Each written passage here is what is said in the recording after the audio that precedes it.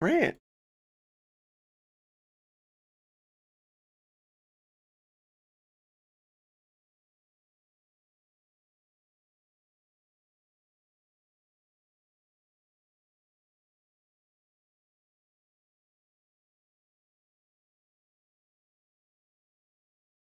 Rant, rant.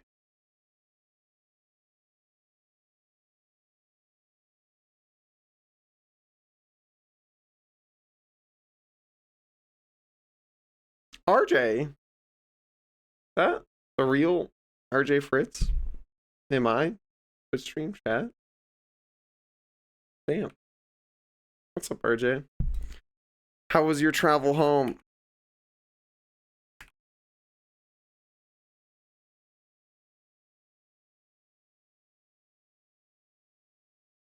Aug.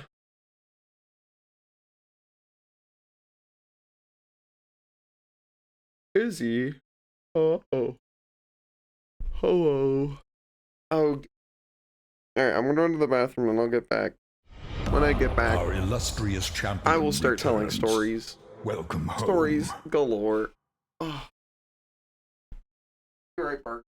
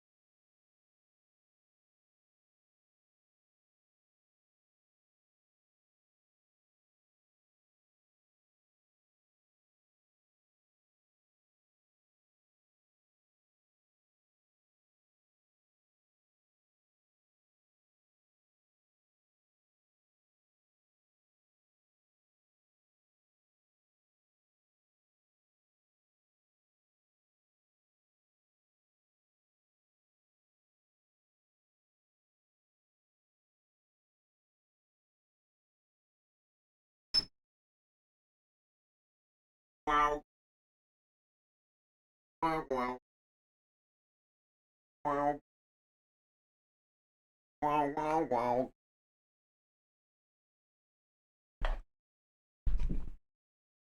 Wow. Wow. Wow. Wow. Wow. Wow. Wow. Wow. Oh, hello everybody. My voice is a little scuffed. Other than that, I feel fine. RJ asked how my flight was. The flight was fine. Was mildly concerned on the way there because there was a child sitting behind me and I was wondering if I was going to get kicked in the back of my seat the entire time. But I wasn't. So that's good. This right here is my favorite Ow. thing ever.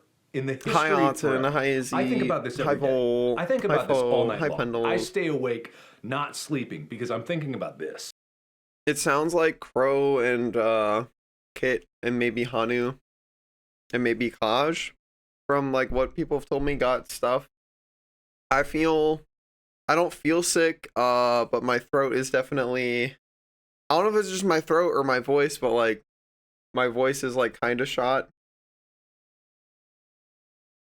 But that's probably because I spent multiple days fucking shouting all day.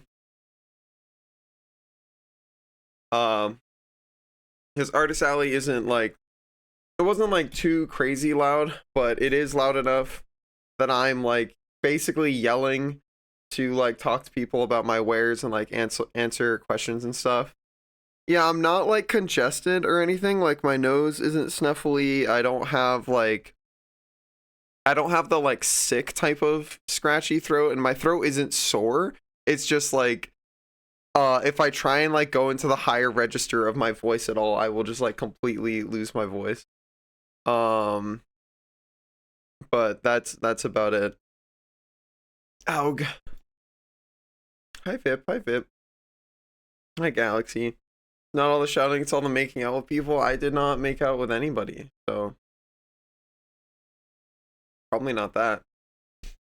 But here, let's go through the journey. So the journey started on have you ever thought about dragons? I do think about dragons. Dragons or whatever. The journey started with getting up crazy fucking early on Wednesday last week, and getting mildly stressed out because we had like settled on a time to leave, and that time to leave was not achieved. So by the time we get out of the Uber at the airport, it is tighter than I like it to ever be for us to get through security and then get through to our gate. I like it so that if I arrive, I want there to be at least like 45 minutes or more to get through security before the first people on the plane start to board. I like to be like sitting at the gate and have like minimum like 20 minutes before they start putting people on the plane. I always buy the cheap bitch plane tickets because I'm poor. So I don't really care because like I'm always the last boarding group, but I like to be there and like be seated so that like if I have to go to the bathroom or if I want to fill up my water bottles from the like water fountain or whatever, or eat a snack or like any of that, I want to be able to have the time to do that. And that was not the case. By the time we got there, we are in the security line and our flight starts boarding in 15 minutes. Then by the time I get to the front of the security line, it's our flight starts boarding in 7 minutes. And then I start going through security and I'm like quickly fucking taking all my fucking shit out of my pockets, putting my stuff in the bags and doing all of that. And and then it goes through, and I walk through, and I do the put my hands up, and then they scan you, and I get to the other side. I don't get pat down for anything, and then I'm waiting for my stuff, and my bag gets pulled aside, and my bag gets pulled aside, and there's 3 other bags in front of it that have been pulled aside, and I'm like, okay, there's 5 minutes until our flight starts boarding. This sucks.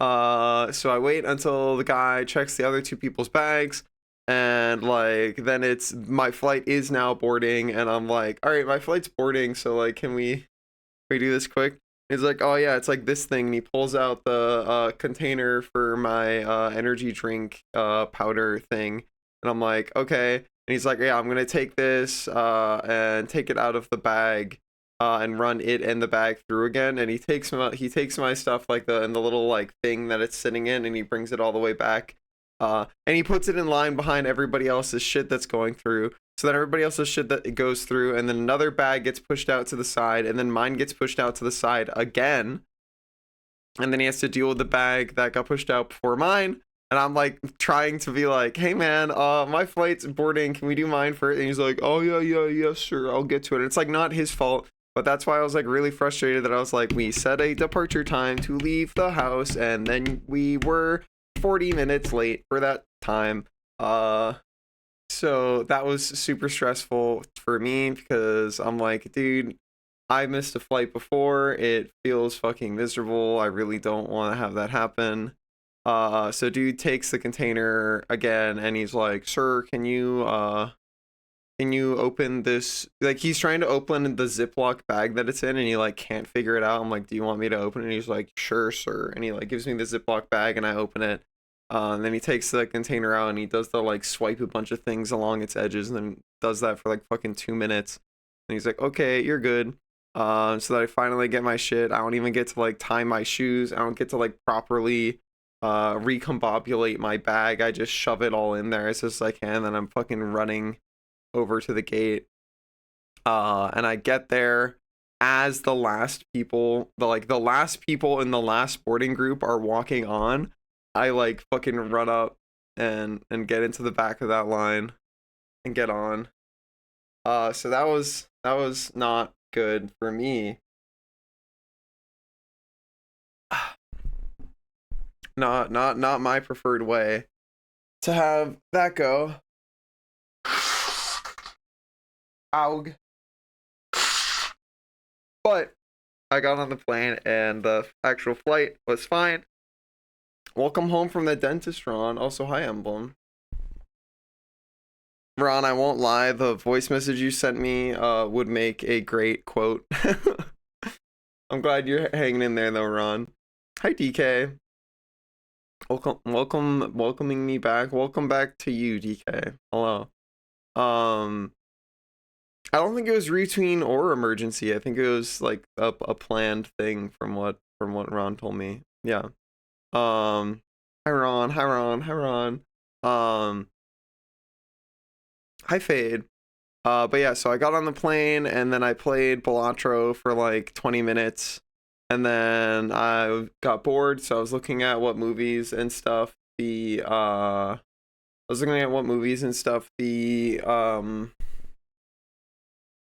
little screen on the back of the seat had. Hi Lucernic.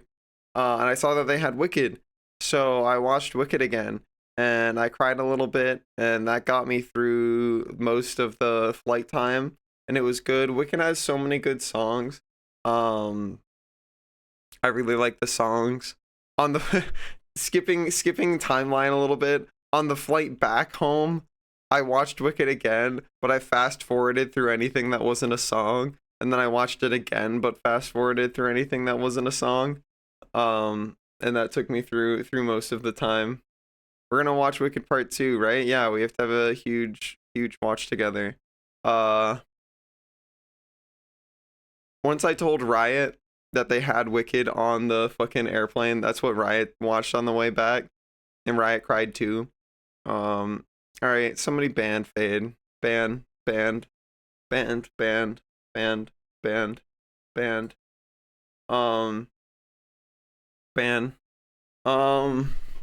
Yeah, it was cool. Dancing Through Life. Oh my god, Vol, you've seen it before? You've seen it before, Vol? I take Vol to the Ozdust. I make fun of their hat. I can't ban other mods. You had to see part one. We can watch it in the server sometime. Movie is like 2.5 hours though, so it's long, but it's really really really good. You still need to watch Wicked. It is genuinely like so like I'm like a musical enjoyer. Uh but Wicked is the exception. Wicked is like one of those musicals where I'm just like, why isn't every piece of media a musical? Like this is so good. Why would you not? All right, Misty, bad, bad. um, yeah, Wicked is genuinely so good that like every time I watch it, I'm just like, why aren't all pieces of media musicals? This is like so fucking good. Uh, the choreography of the singing is great. The singing is fantastic. It's more than great. The singing is fantastic. The lyrics of the songs are fucking amazing. But then outside of when it's songs, it's still like the dialogue is so fucking funny. Like there's so many fucking just great one-liners and like just funny moments. You know what I say, Bick? Strangers are just people I've never met. You come here, not you. Yeah, I fucking the fucking hand close to the chest, not you. Yeah, like God, that has like so much fucking energy behind it. Not you. It's big. It's Bach. God, that fuck. It's so good, dude. I love it so much. Holy shit, God. Oh, it's so good. Yeah. So, Wicked, good. I would watch that movie infinity times. Uh, but the songs are the highlights for me. So I just when I was watching it on the way back, I was fast. You need to watch Wicked. Sounds like we've got enough people that we're doing a watch together, dude. Fucking make a list. Somebody make a list of who needs to see it. I'll fucking stream it in the server. Um, Ron, I'll have to check later. But yeah, so watch Wicked on the flight there, and then we get off the airplane, and immediately I'm like, oh, well, like we get off the airplane, we get outside because we're gonna call an Uber, and I'm immediately like, oh, it's fucking gross here. Hi, Hayne, what's up?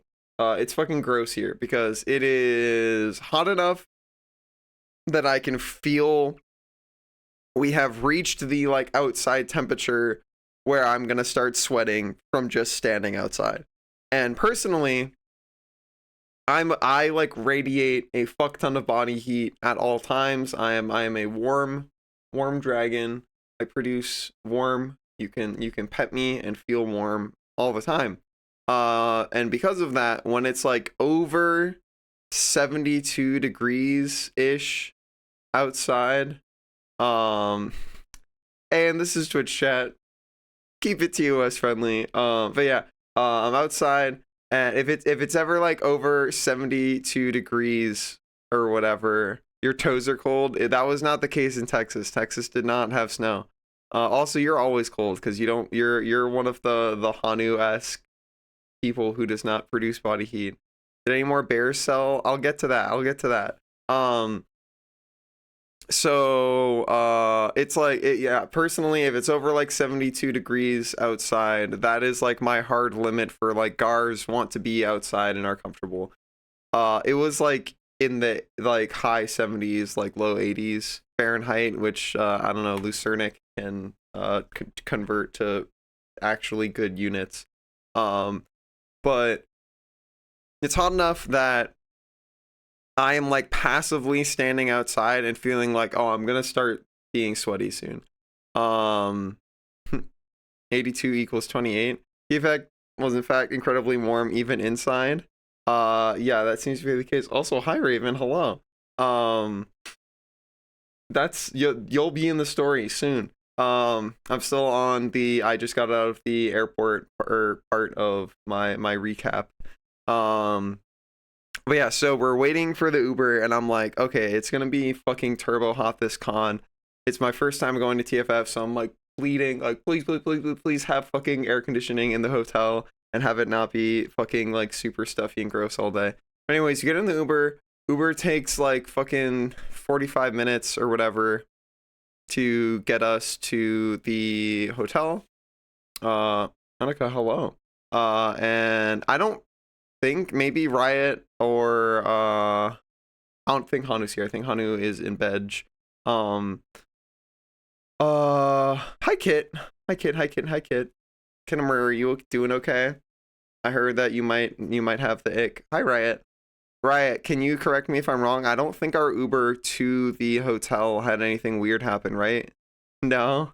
No as in you're not doing okay, or no as in you're not sick?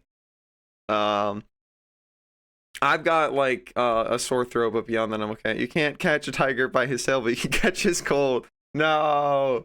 Oh, no, it's pretty quiet there. But yeah, so like our Uber to the hotel was no real stories. Usually the Uber, or not usually, well, I guess usually a lot of the times we have weird Uber rides. But anyways, we get to the hotel. And I'm like, okay, it's air conditioning here. I'm not gonna fucking die. Ron was not at TFF. I go to the front desk. I get the hotel room. It's the first time I've ever been the person that like has their name on the hotel room. So I look at the like dollar signs that it costs, and I'm like, wow, it sure is dollar signs before you split it with people. That's crazy. We get put in the north tower of the hotel because there's a north, central, and south tower. And as it turns out, being in the north tower is really good because the central tower is a mess because it has a lot of con events and stuff, and it's where a lot of people did like parties and things, and there's not enough elevators at all, so it takes forever to get anywhere. But anyways, we're on floor 19 of the north hotel, so we go up there, dump all of our stuff, and then by the time we've done that, I feel icky and like sweaty already. But I think we don't nap immediately, right? I think we go get food. We went and got food and then did nap, right? Right? I don't remember. It was either way. At some point we napped. At some point we got food. For food, we walked to a taco place because Hanu said that place was baller, and it was pretty good. Yeah, we got food before the nap. Yeah, that's what I thought it was. Yeah, we went to baller taco place. It was pretty good. I ordered the same tacos that Hanu ordered, and none of them were like the kind of tacos that I like. Welcome back.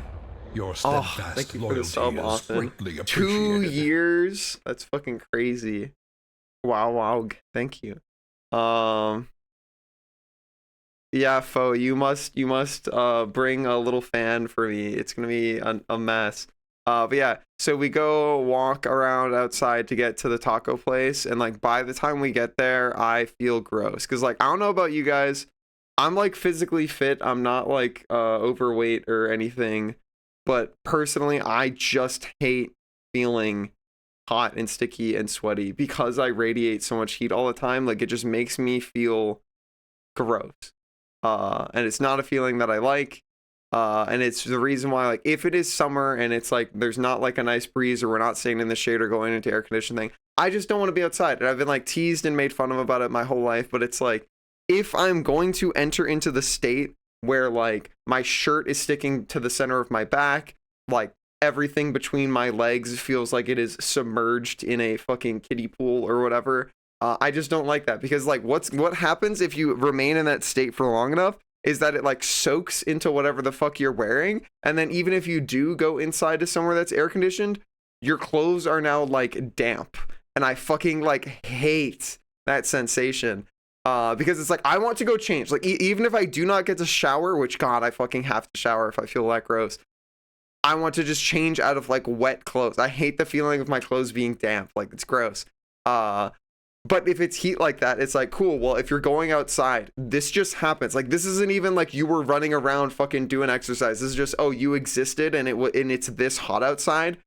Punished for existing. Yeah, I hate that. It's fine if I'm like exercising and deliberately working out and like I know that like when this is over, I'm gonna shower. But if it's like, let's go hang out and be social, and I'm just like, we're just sitting in a park under like a shaded tree and I'm still like fucking this hot, I'm like, I don't want to be outside. This shit sucks. It was way better days later.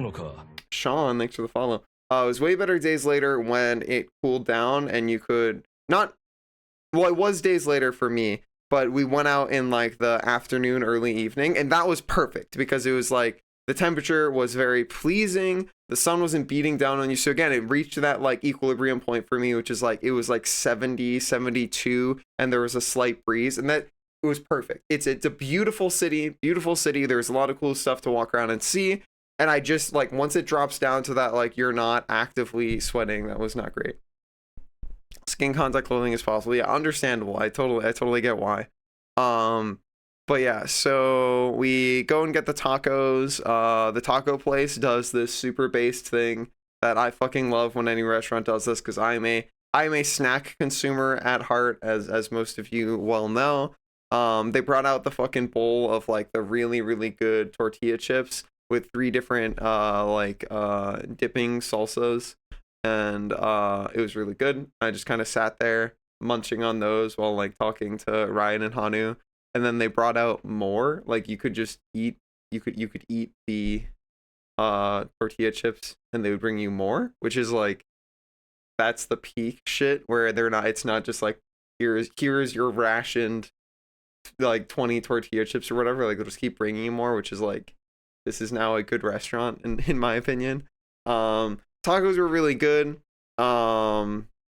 None of them were like super my thing, but they were all quality, but it was just like it was the Cuatro Amigos tacos, which was like the name of the menu item, and one was like shrimp and a bunch of stuff, one was like pulled chicken, one was like pulled pork, and I don't remember what the fourth one was, but like my ideal taco is like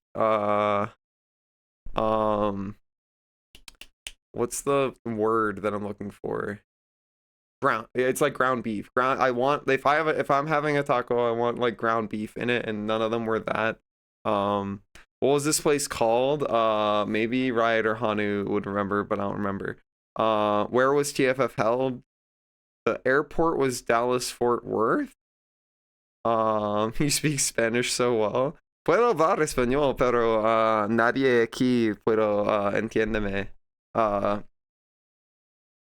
Yeah, Dallas Fort Worth was the name of the airport, but I don't know if that was the actual me. Okay. Snow. Snow can. Arriva. Yeah. Fuck you. All right, Snow. How do you say Tua in Spanish? Snow. Evalum Dallas. Yeah, that. Dose. It's not that. No, you have to come up with something funnier. You have to come up with something funnier. That's your mission. Fuck you, Kit.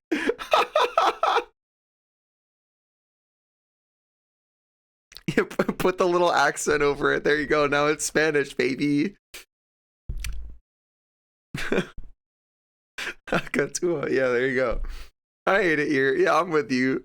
I'm with you, Ron. I'm fucking with you. Anyways, tacos were good, but it was also like one of those things where, because I'm no longer doing tech job work and I'm doing furry art plus Twitch streaming income, whenever there is a food meal bill and it's over fucking like, honestly, if it's over like $12, the fucking the little guy in my brain that's sitting at the accounting desk translating that into like how much time drawing furry art is like, bro, this shit's way the fuck too expensive. It was like fucking. We got like 4 little tacos. And it was like fucking like $22 or something. And I'm like, dude, oh my god. Cocktail Spanish is cockatoo. Yeah, there you go. That'll do. Yeah. So, was a little bit stressed out about that. Yeah, it was fucking like it was like so expensive, dude. Everything at every con is so expensive. It's why I try and like find a grocery store as fast as possible and just buy myself snacks there and then fall to my knees and plead at my friends to like not take me to super expensive restaurants or fall to my knees and plead at my friends to let me pay them in art or something for food because like holy shit's fucking expensive. I try to only do like one restaurant meal a day if possible, which I definitely achieved at TFF because I just didn't eat any fucking food. I starved myself like all of TFF. It was great. Hi Gray. But we'll get to that. So Wednesday, go to the taco place. It was great. I was super sweaty and felt gross. That does not sound great. You'll see. We'll get there. We'll get there, Gray. I come back from the hotel, or like we go back to the hotel. I shower because I'm like I feel disgusting. Shower, flop in bed, take a nap. It's fantastic. Yeah, the not eating part. Oh, well, maybe it wasn't fantastic, but it was okay. Take a nap, feels great. Wake up. And then I think that's where we decide to. Was that when we walked to Tom Thumb? Was that on Wednesday? I think that was on Wednesday. I don't recall what else we did on. Oh, RJ, how could you do this to me? I don't recall if we went to a different food place on Wednesday. Fucking store missing made me miss part of the story. It's okay. I can tell you the other part of the story.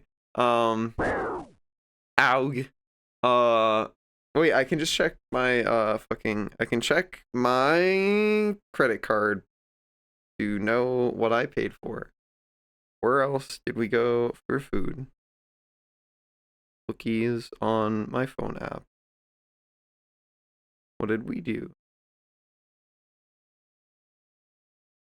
This is the wrong credit card. I'm like, why does it say I haven't used it since last month? That's the one for grocery. We just ate and registered. We didn't register on Wednesday. That was on Thursday. Oh, okay, I looked. No, I'm talking about Wednesday. We're still on Wednesday. We've not gotten there yet. All right. Lookies. Welcome back. Your steadfast loyalty is okay. greatly appreciated. Hanu, what's a furry? Hanu, you're alive? I thought you were. I haven't seen you all fucking day. Thanks for the support, Hanu. I haven't seen you all day. I haven't read any of the messages. Hanu's alive, guys. Oh no, there's a normie story somewhere. Maybe. Okay, so where the fuck? What date was Wednesday? Wednesday was the 9th.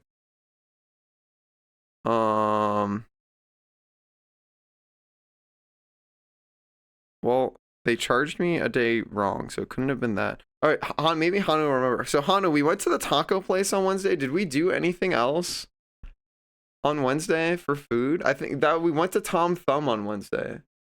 I'm almost certain. We went to taco place, came back, I showered, we napped. I think that was when we went to Tom Thumb and got groceries. Either way, at some point I got some apples. I got like snack mix. I bought a bunch of treats for Izzy and Vip and energy drinks for them. Go back to the room. I think we just like pass out. We just kind of hang out and pass out.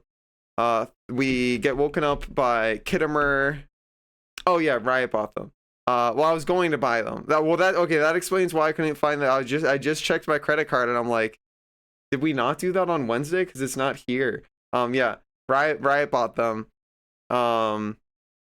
We destroyed the snacks. Yeah, of course. You're welcome. Yeah, Chad body checked you. It's true. We got all of that. Go back to the room. Pass out. 6 a.m. in the morning. Knock on the door. Ring on my phone. Who is it? Kittimer. Hello, Kittimer. I closed the door. I don't want a Kittimer today. sir, no soliciting, goodbye. I close the door. Kittimer leaves. We never let them in. No, Kittimer comes in. We chat a little bit. They drop their shit. We all pass back out. Hi Kaj, hi Kaj, hi Kaj. Have you guys heard of Kaj, aka Big Cat Den Crafts, aka best leather worker in furry? Have you heard of them? You can now. Go follow them. Exclamation point Kaj, exclamation point Big Cat Den Crafts, bigcatdencrafts.art, bigcatdencrafts learn, bigcatdencrafts.gov/store. Go there now. Yeah, that's actually true, RJ. It's true. They confirmed it. It's true. It's true. It's true. But yeah, so Kittimer shows up at like 6 a.m. on Thursday. We let them inside, and then we all go back to sleep, and then we get up in the morning, and we linger for a while, and then we go out and we find some people, or no, we go out and I want to get pancakes. But we can't find pancakes anywhere, and we do enough walking around that I'm like, I feel sweaty and gross again. We do not find pancakes, but instead we go to this like cafe-ish place, and I get a chicken Caesar salad wrap thing, and that was good. And I trade some stories with Kittimer and Riot, and we hang out, and then we go back to the hotel, and we meet up with some people, and I use Riot as a scapegoat for me not remembering, or maybe knowing. I don't know if it was remember or no, because I think I only ever met Venbred in fursuit before, like when they were wearing their Vernon partial. I don't remember ever having met them before this con outside of their partial. So we walk up, and there's somebody who has to be Venbred or Kit Baltoro standing next to Trisk. And I'm like, hi everybody. And they're like, oh, are you gonna introduce us to Riot? And I'm like, shit, I have not like had the time to do my like subtle testing of like, is this Kit or is this Venbred? So I'm like, yep, Riot, this is John Kit and this is John Trisk. And Venbred just thinks it's a bit, so they just play along, and they're like, yep, I'm John Kit. This is John Trisk. And then like I start asking my questions, so I'm like, did you talk to Hanu about motorcycles yet? And they're like, oh yeah, we already started talking about motorcycles. I've told them about like my 3D printing projects, and I'm like, fuck, this is Venbred. I'm like that. I'm like, it's immediate. I'm like, just from hearing them speak, because again, they hadn't like said anything yet. Just from hearing them speak, I'm like, I pinged their like VR chat voice, and I'm like, this is fucking Venbred, dude.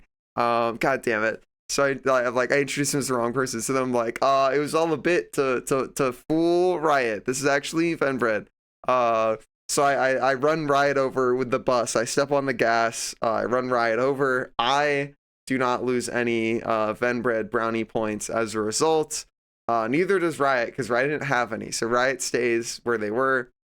It all comes at the cost of Riot's psyche, which, as we all know, is acceptable casualties. Where they were under the bus. Yeah, run them push on the gas pedal, run them over, back up, push on it again. So yeah, we go to like a CVS or something. Oh no, we went to get sushi. We went to a sushi, got food. I got a teriyaki chicken, which was not very good. It was just kind of chicken. It was like grilled chicken with a ton of teriyaki sauce on it. It was very mid, but the rice was also very mid. It was just white rice, but I like plain white rice. Jag Rye for 20 years. Yeah, exactly. Yeah. That's the plan, Kit. So we went to sushi and it was okay, and then we came back, and then Reg, which was only supposed to open at like 8 p.m. or something, like opened super early, which was good for me. So we go to the Reg thing. I get regged. And then we're getting ready to go to a BDSM kink club. Wow, sounds crazy, right? It was kind of crazy. Went to a BDSM kink club, So I got all dressed up for that. I wore my fucking like tech wear get up. I wore my big fucking leather cuffs with their huge bulky spikes and shit that were made by Kaj, aka Big Cat Den Crafts, bigcatdencrafts.art.gov/store. Wildly overdressed. Yeah, I should have gone with just my huge sagging balls out or whatever. Anyways, best leatherworker NA, best leatherworker global. They call him Tiger Worldwide. Leather.tiger.kaj.com. Anyways, we go to the BDSM club thing, and like, well, first we have to get an Uber, and like this Uber like looks at us because we load into the car with like Hanu wearing a bunch of latex, Kit wearing basically normal clothes, Izzy wearing normal clothes. I think Trisk has like a tummy out like crop top situation, and I think Venbread's also wearing like normal clothes but has like their collar on. So we load into this Uber, and we're getting some peeps. We're getting some looks. Tell them how and why we made them wait. Oh yeah. So Izzy was like decided sort of last minute that they wanted to come, and so we're waiting on Izzy to show up, and there's like, so you have to imagine, so there's like a front door, right? So I step out the front door, and where when you're looking out the front door, there is a big central column, and then there is an exit on the left of that column and on the right of that column, like to the street. Because like there's the big central column, and this left and right exit, it's like it's a road, so it's like people can pull in, drop somebody off, and then pull out the other side. It's like a semicircle sort of thing. So Kittimer walks out the left side, and I turn around and I'm looking at the front door waiting for Izzy to come out. Izzy comes out, I walk out the left side to go find Kittimer because that's the direction that they left. And I'm like looking up and down the street, and like dude's just not there. I'm like, where the fuck did everybody go? Did they get in the fucking Uber and like abandon us? So then I call Kit. I'm like walking back to the front door, and I see Kit from the right exit walking the same direction, and I like get his attention. I'm just like, where the fuck did you go? So he went out the left exit and then walked up the street the opposite way, and then found the car there. So anyways, we get in the Uber, we're getting looks from Uber driver, whatever.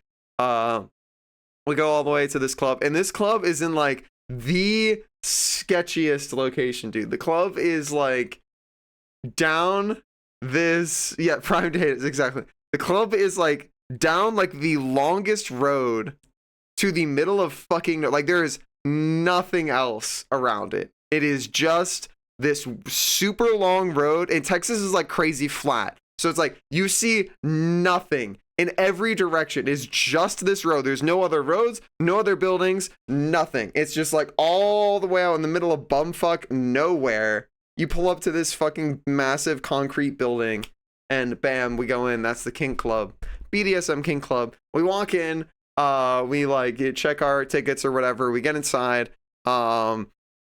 It's not crazy hot, but it's a little hotter than I would like. There's music playing, there's people running the set, and their balls are just out. I'm like, all right. And then there's people banging over there, there's people banging over there, there's people just like naked everywhere, and I'm like, cool. All right, so we're in the right spot.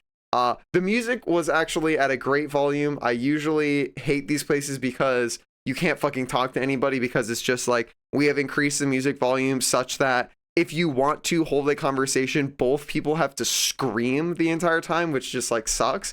But it was not that. It was like, it was loud, but it wasn't loud enough that like it was like fucking deafening. The check-in lady was super sweet, yeah. You'll have to tell me that story sometime, Fo. But yeah, it was really cool. We go inside. We kind of like awkwardly just mingle for a little bit, just like kind of a voyeur looking at shit. You should have gone, Kaj. It was you have to go next time. I would absolutely love to take you. If you know what I'm saying. But yeah, it was great. It was really cool. We just sort of hung out. I met some people that I knew were gonna be there. Yeah, we did. It was way more insane. Like there were people just straight fucking. Something that Kit pointed out like 5 separate times that I remember. He's like, that particular couple has been fucking for like 6 minutes straight. Like nobody fucks for like that's crazy. What the fuck is going on? And then, like 10 minutes later, Kip points back to the same couple. He's like, they're still fucking, dude. Like 10 minutes after that, Kip points back to them. He's like, they're still fucking. Like I just remember that was like a kid. No, dude, it was genuinely that like they were just banging for like maybe a whole hour. Like there was just the. Yeah, it was genuinely like, yeah, they would take a break and then pick a different position and keep going. You know, that's what I was saying. I'm like, bass, dude, fucking sick. I remember before going to this con, I had described this like what it was probably gonna be like to Riot, and I was like, Riot, if you want to go, I'll make sure like we get an Uber that fits you in it, but you shouldn't go because it'll be bad. And Riot's like, I agree, I will not go. And I'm glad that I said that because Riot would have like, if we walk Riot into this place, they cease to exist. Like that Riot does the thing where like there would be a hard boundary where if they walked through the door, they disappear. They cease existing. They get instantly teleported back to the front door. Yeah, Vip probably would have exploded immediately as well. But anyway, so I'm just hanging out with people, and then one of my friend Corvus from high school, who I was their fucking gay epiphany and furry epiphany back when they were a freshman in high school. Just like in Severance, spoilers, Lucerne. So I go out back because there's like an out back deck area, and I meet my friend from high school. We have not seen each other in like a fuck ton of years. So, and he's out there shirtless in a fucking harness, and he has a pup hood. He's like, I live here. I come to this fucking club like every fucking week, dude. I'm like, oh shit. So we start trading stories and catching up. I introduce him to some of my friends. It's fucking sick. He's like, yeah, I'm fucking like high up in the like fucking in the employ of Chili's, the company. I'm gonna start doing like private like security work soon, doing like contract shit. It's gonna be great. I'm like, oh shit, fuck yeah. We're like trading stories about like how our life has gone, like what we've been getting up to. And then I ask him like what he's into these days, like what has he been doing for fun? Like, does he still like play video games and stuff? And he's like, I don't really like play video games so much, but like I still watch a bunch of like video game content, but it's like super nerdy shit, so you probably like wouldn't know what I'm talking about. And I'm like, I mean, you can try me. I like do Twitch streaming and furry art for a living, and I play a lot of video games still, so like it's possible that I'm like might be into the stuff you're into. So like, yeah, I'm like I do this super nerdy shit. There's this like one caster for this like super old game, and I just watch all that. I'm like, what is the old game? And he's just like, you might think it's like weird, but it's StarCraft Brood War. And I'm like, do you watch Artosis? And he's like, that's what I'm talking about, bro. I'm watching fucking Artosis casting like ASL, like I'm just like, dude, did you see that Protoss match with the and like we just immediately start like fucking going off about like we have watched the exact same video that came out like a few days ago or whatever about fucking StarCraft 1 competitive, which I'm only into because of Riot. So I'm like, okay, if we got Riot here, this is the like corner that I could put them in, because inside the club was the only place where you were allowed to be like nude and doing whatever. This was out the back door of the club. There was a enclosed in by like fences picnic benches area, and there was nobody like naked or anything out there. So that's where I could have brought Riot, is the, okay, Riot, go sit on the picnic bench outside and talk to this nerd about StarCraft 1, and then Riot could have been okay. Yeah. '07. We keep Riot in the fucking StarCraft corner. I went straight to the back patio, so I didn't realize we were actually within each other till I walked back inside. Yeah. So I'm hanging out there, and I trade a bunch of fucking stories with my friend, and it's great. I'm like super excited to have him see my artist alley set up at the con, because he's like, oh, I haven't seen any of your like stuff. So I show him all my like art and stuff. We have a good time. I wander back inside. and chat up some more of my friends who are in there. There's a couple people in there who are like going at it. Well, I'm like, we mutually follow each other on our ADs, and I think you would recognize me, but I don't want to interrupt like what's going on. So I'm like, I'll leave that as like as a note for later. I meet Raven, who is in chat right now, because we had liked each other on Bark. And I swing out back outside, and we start chatting, and that's really pleasant. We get to talk for a while.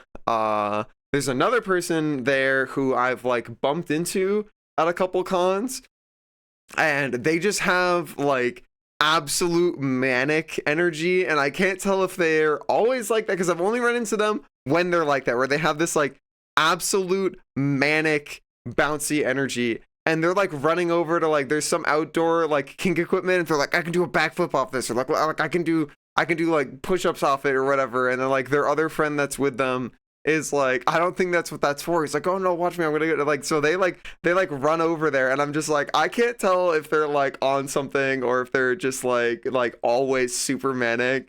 They're always like that. Okay, yeah, like I was like, I'm glad you're having a good time, but you are so like fucking jittering, freaking out, that I'm just like, this is like a little too high energy for me. I'm just here to like hang out and talk to people. So I kind of just like grab Raven, and we just start talking and trading stories and shit, giving a little bit of like life synopsis and talking about what we do. Push-ups on the fuck bench. Yeah, it was they were like insane, dude. We hang out for a bit. I bounce around back and like talk to my friend again. We go inside. I catch back up with my group. At some point while I was outside doing all of that, apparently they took Izzy, put Izzy in like the stockades, which apparently were like loose enough that you could probably just get yourself out of them. But like they put Izzy in the stockades. It's like Izzy, Kit, and like Venbred, and like Kit and Venbred are like fucking like tickling Izzy or whatever, and it's like this kind of like silly moment. And then like some stranger, just some dude, walks over and like is about to like either is about to or does or something, I don't know, because I wasn't there for this, I was outside, like tries to fucking like grope and like feel up Izzy between the legs or something, and immediately just like everybody standing around Izzy is just like pulls out their fucking aluminum baseball bat and goes like, sir, 10 feet back, 10 feet back, and like we're about to ready to fucking like kill a man instantly. So they're like, okay, maybe we like don't play with any of the like kinky gear if like random dudes are just gonna come over and be like, my turn to participate, I grab people, like I like, dude, who are you? Like none of us know you.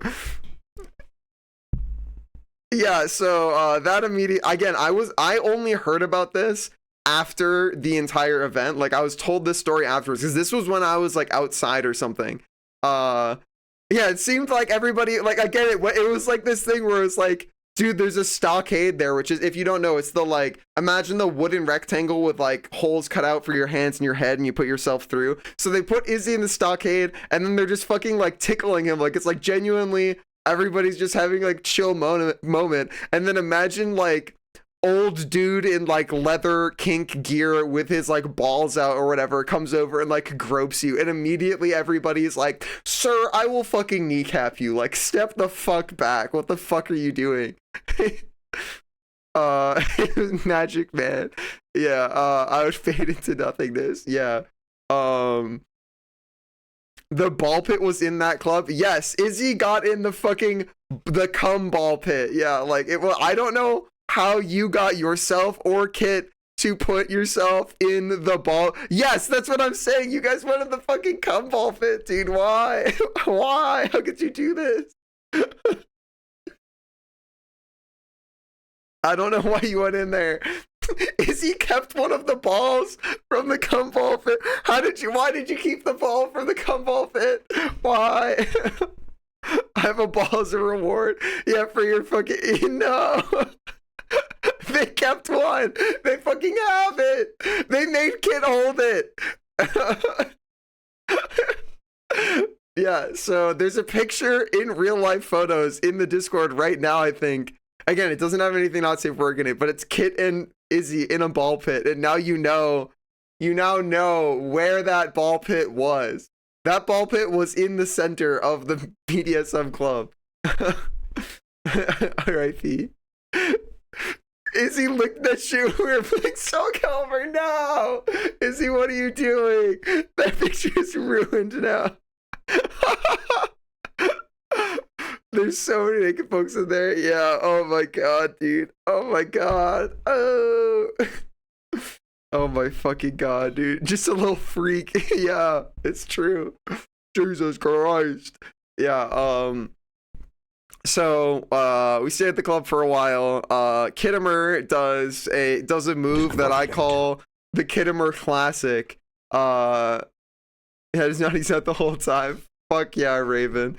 Yeah, so Kittimer does what I call the Kittimer classic, where he takes a twink and then puts too much alcohol in them and then goes, what could be done about it? All I said, yeah, Kittimer in the corner with the like 3 empty fucking bottles of hard liquor, where he goes, all I said was, as a really tall, really handsome guy, that everybody immediately is like, wow, you're a really tall, handsome guy. All I did was say to the submissive twink bottom, kill it, brother, and then they downed the entire fucking bottle of hard liquor. What could be done? What could I have done? So they say that to fucking Izzy, and Izzy downs the entire fucking thing and just ends up fucked up. Like, Izzy gets the most fucked up that I have ever seen Izzy. And so eventually I come back inside and Izzy is like stumbling around and I'm like, Kittimer, what did you do to the otter? And Kittimer's like, and Kittimer does the Kittimer classic of, all I said was kill it, brother. Like, oh, what could I have done? I'm just like, Kittimer, what do you mean? It was your alcohol. What do you mean? So Izzy's like fucked up and I'm like, I have to go home, or like I have to go back to the hotel because I have to get up for fucking artist alley in the morning. And Kit's like, you should probably take Izzy. I'm like, that sounds like a good idea. So I grab Izzy. I call an Uber. We're waiting outside, and Izzy's like doing this bit where he's like, watch, dude, I can like lean left and right really far and like I won't fall over. And I'm like, Izzy, please, for the love of God, like just fucking stand still. And Izzy's like running around in circles being like, see, I won't fall. And like I like stumbling around in the middle of this, like, I won't fall. See, and I'm like, Izzy, please stop. Like Izzy's like deliberately doing the most like dangerous, reckless shit. Like, if there was a cliff edge, Izzy would be like, look, I'm gonna run at the cliff and I'll stop right before the edge. I'm like, Izzy, why is this your bit right now? Holy fuck. Anyone shorter than 6 foot cannot resist the urge to skull it when Kit tells them to. It's true, that's how it's worked. I did that all on purpose. Yeah, I know, it's horrible. I was like, why is your bit to be like, look at all of this shit I could do that could injure me? I'm like, stop. Fucking stand still. Also Fade, it does it to themselves. Yeah, it's true. I've seen Fade there a couple times. But anyways, we get in the Uber. We ride home. It's fine. I get Izzy back to their room without them exploding. It was great. Hi, Pendles. Get Izzy back to the Pendles. You missed the BDSM club story. You'll have to watch the VOD. Starting down seated naked. Izzy exploded. Yeah. God, dude, FWA is gonna go so hard, man. Yeah, Izzy had a good time, so it's fine. Izzy made it back safe. We exploded the whatever man that RJ and Riot said, the ball pit. Yeah. Oh yeah, you have to tell Pendles about the ball pit later. Pendles has to watch the VOD. So get back, I strip down, take my shower, go to bed. Kittimer gets back like 20 minutes later, and I'm like, why the fuck didn't you just come in the Uber with me? And they're like, oh, well, the shuttle came after that, and we just got in that. So we all go to sleep. That was all of Thursday. Wake up on Friday super early because I have to go down and set up for Artist Alley. Riot, God bless their soul. God's not real. Zorark, bless their soul. we helps me out every single day this weekend because they're the best.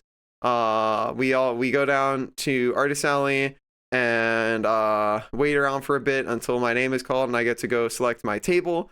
And I pick the table on the corner of the front row. And I set up there, and that takes forever. And my table mate is Gustly, who I meet. So if Riot, if you can find Gustly's Twitch, you should. This is where we shout them out. I don't think I know it off the top of my head, but I imagine it would just be like Gustly Bear or something like that. I'm sure we can find it together. Yeah. But they're cool. They brought stuff with them so that their booth setup is something like 5 feet high, which then creates a sort of blind spot for my booth. Is that their channel? Is that it? Does that work? Is it Gustly Wolf? That makes sense. That sounds about right. Yeah, it is. Hell yeah. Okay, great. I hit follow face. Yeah. Yeah, no, that seems right. So they're my table mate and it's cool. But yeah, their booth height goes up to like fucking 5 feet in the air. So there's like a sort of sightline shadow cast onto my table because of like how high theirs goes. But that's fine. They end up being a cool table mate. Gail, hi Gail, hi Wolf Mom, how are you? But they're really friendly, and I think we became like pretty decent acquaintance friends over the weekend. I helped them set up their booth and stuff. I'm in the middle of my TFF recap story, Gail. It's Friday. We're on Friday. We already did Wednesday and Thursday. So I set up my booth and immediately get into selling stuff. And I had a muffin in the morning that we got from the grocery store. And that was basically like the only thing I ate until we went out for dinner later. So I worked the whole day from like 9:45, 10 a.m. or whatever until 6 p.m. And I see some people and like it's immediately we have the title of my stream, Why Do Furries Do This? Which happens at every table that I artist alley at, which is so annoying because it's like one of those things where I'm just like, come on, man, like how do you go to cons and like merchandise selling spaces where there's like a bunch of different people and like not understand this? So like a bunch of cringe shit happens that happens at every con that like I'm just used to dealing with as politely as possible, but it happens multiple times a day, every day, and it's like super annoying. And like some people aren't even assertive enough to like do anything about it, but I am assertive enough to just be like I'm not letting this like occur. So what'll happen is people will be like, oh, we're waiting for one of our friends who is buying something from this booth.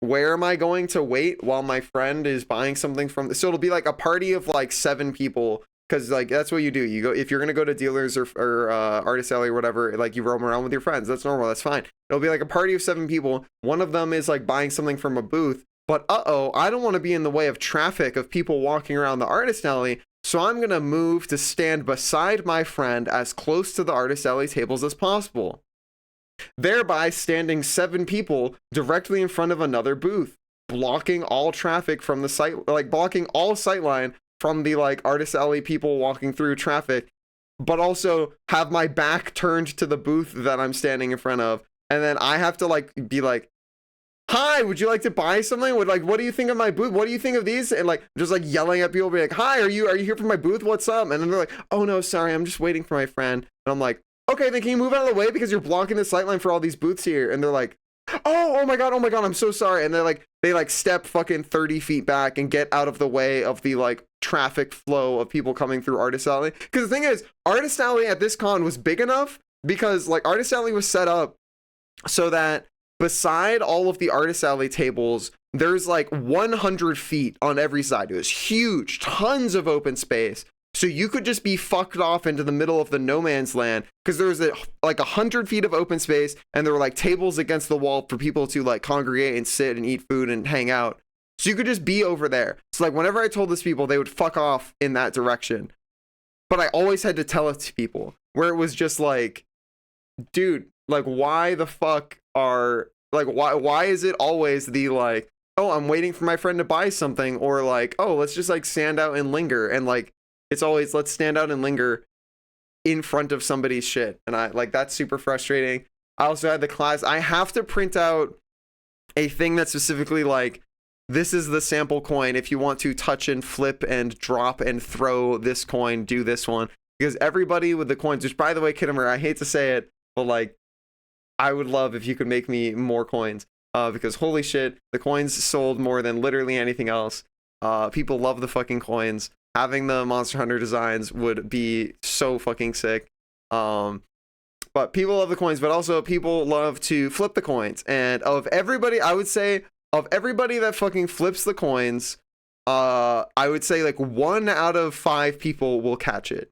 4 out of 5 people will drop it immediately and then not buy it.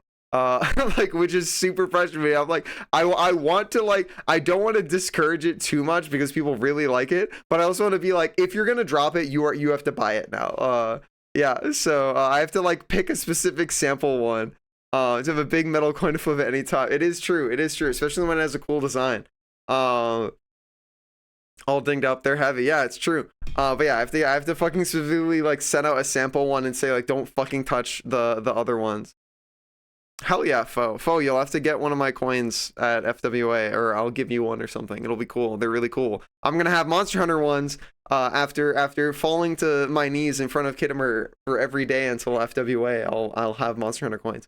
But yeah, the coins sold the most. I would say it was like the coins and then stickers were the highest selling, followed by keychains, then Goofy sketches, then Sharpie badges, then prints. I only sold like 6 prints totals. Are they plastered with Garyus? They're not, but I can bully Kittimer about this soon. Oh my gosh, Raven, thank you so much for the sub. Fuck yeah, dude. Enjoy your cool Garyu emotes and ad-free dragon viewership. But yeah, the coins are really cool. I only sold like 5 or 6 prints or something. Almost all of which were of Ron because people like that. I like the thing that makes me feel weird about it is I'm like, I feel like Ron's one was the worst one that I made. Like, I think that's just because it was the last one that I made, and whatever the most recent art is that I made, I'm like, that's the worst thing I've ever made. Crystal, thanks for the follow. But no, people really fucking liked it because they're like, it's not a bear, I want the bear. But I think it's a combination of a lot of the people who seemed semi-interested in the prints always asked me, do you have bigger sizes? Like, they're like, do you have this in like 12 inches or like 18 inches? I'm like, I've got 5x7s, that's it. So I think if I'm gonna do more print shit, Realm of the Dragon with gift subs. Oh my gosh, thank you so much. Realm of the Dragon. That's me. I'm a dragon. Here's my realm. We're on the couch realm. Thank you so much. You guys got a sub, say thank you. Heart emoji. Hell yeah. Ron is a popular burr, it's true. But yeah, I sold some of that stuff. I think if I'm gonna do more prints, one, I think I should just do prints of my not safe for work stuff because those seems to have interest. 2, I should just have bigger options because 5x7 is cool, but people seem to really want like bigger stuff. Bring a variable printer to the table. I do not have the money to pack a fucking printer, but I do have a printer that works now, so I could print bigger stuff. But yeah, I gotta just print not safe for work things too, I think. But yeah, Artist Alley booth on Friday went really well. My pleasure. I enjoy supporting artists. Thank you so much. That means a fuck ton to me. This is what I do full time, Twitch streaming and furry art. So it does really move the needle for me. It means a lot. Which was probably enough to get art and stuff in my Sona. Yeah, I know how it feels. One of the things I was like saying as a joke, but also seriously at at the con was like, whenever people were like, oh sorry, it's like I love your stuff, but I can't afford any of this right now. I'd be like, me too, dude. Like I don't have the money to buy my own stuff. So I totally know how that feels. But yeah, running the booth was cool, but I like literally like didn't eat anything all day. Oh, another cringe thing that like happens that like leaves me feeling like mixed, because like on one hand I think it's really fucking like it is the most cool shit to me, like the coolest thing that there possibly could be, for somebody to see my bark profile or see my art or see it, interact with me some way that's not actually directly with me, and then go, I think that person's cool, I'm gonna take time out of my fucking crazy busy, crazy awesome things everywhere furry convention to deliberately go and try and make a personal connection with them. That's sick as fuck. I love that. That's incredible that someone would want to have that with me. Like that's genuinely like a thing that I appreciate infinitely, and I love getting to meet new people and like share in our triumphs, our aspirations, our passions, trade stories, and just like that's the lifeblood of cons for me. But don't do that at my booth. Like that's like that. It's a really tough thing of like, I love that, but there were so many people this con who like, fortunately, a couple of the people that did this got the message immediately, because like I was trying to like communicate it in a friendly, like down to earth, as gently as possible way, where I'm just like, I this is really cool, but I cannot like have a conversation with you right now. I'm working. I'm running a booth. And some people got that, but then some people didn't, and would do this thing where they would like try and come around and like squat down next to me and like linger and like continue trying to chat with me while I am actively creating a piece of art, actively talking to people who are like trying to buy from me or ask questions about my wares. And there's like somebody who I don't know yet, because like they're just saying like, oh, I really wanted to meet you for a while, who is like standing right here next to me trying to like continue talking to me while I am like making art and running my fucking booth, and trying to be like, I would love to talk to you more, dude, but actually like when I'm not outside, like behind a table. As friendly kind of dragon please, that panel hasn't felt that way in a long time. Well, hopefully this can be a place where you feel better about that, dragon. Exclamation point Discord, or the purple button down below if you want to join the Discord. I really think our Discord community fucking slaps. Like I've been on a lot of other Twitch streamers Discords, and it's just kind of like nebulous. Everybody's vaguely Welcome there, but back. nobody really like Your knows each other. steadfast loyalty Kittimer with the is gift greatly sub. appreciated. Thank you. Oh, to do the next hype trade thing. Fuck yeah. Hype trade or whatever. Yay. Twitch stuff. Woo. Thank you, Kittimer. Heart emoji, Kittimer. Hopefully we get a cool emote or something. But yeah, I think our Discord community actually slaps, because there's a lot of people who like actually know each other and hang out consistently, and everybody's friendly, and it's fucking sick. You don't go to cons anymore because of that. I think cons, in my personal experience, cons are only as good as the people you go with or the people that you meet there. The actual, like, I don't think conventions are fun unless you have cool people to do fun stuff with. Like the venues, whatever, the stuff you see there is whatever. It's about the memories you make with the people who are there. Yeah. Hype train or whatever. What's the or whatever? I don't know. I don't know. Hype trains give you a emote or something. And they also give me a dollar. Well, the hype train doesn't, but giving me dollars gives me dollars, and then I put those into the grocery store, and it puts food on my table, and then I eat it. But yeah, anyways, so I run my table, and people like keep doing this thing where they're like, oh, you're Gar, I want to like meet and hang out with you. I'm gonna stand next to your table or like squat behind it, and like try to hang out with you and talk to you. And I'm like, that's really fucking sweet, and like it's really cool that you want to like hang out and meet me and like talk, and like that genuinely means so much to me. Like, of all the people you could choose to like hang out and talk to, you've chosen me. That's fucking sick. I really want to talk to you and like have a conversation. But also, dude, I'm fucking running a table. I cannot like I keep having to do this thing of like, person in front of my table wants to ask a question about my wares, and I have to, instead of just getting to answer them, I have to break eye contact with them, turn to my side, like gently interrupt the twink that's like rambling at me and be like, I'm so sorry, but like I have to run my table. I would love to talk to you, but it can't be right now. I'm working. And like turn back to my customer and be like, hi, yeah, the coins are about, and like continue talking. But like, God, like I just wish it was like more socially aware people being like, oh, this person is like working. I cannot. Yeah, thank you, Pendles. That's true. inflate Gar's bank account, make it big and round. Yes, it's true. But yeah, I wish I could like make it more clear to people that like it's not that I don't want to talk to you or hang out or whatever.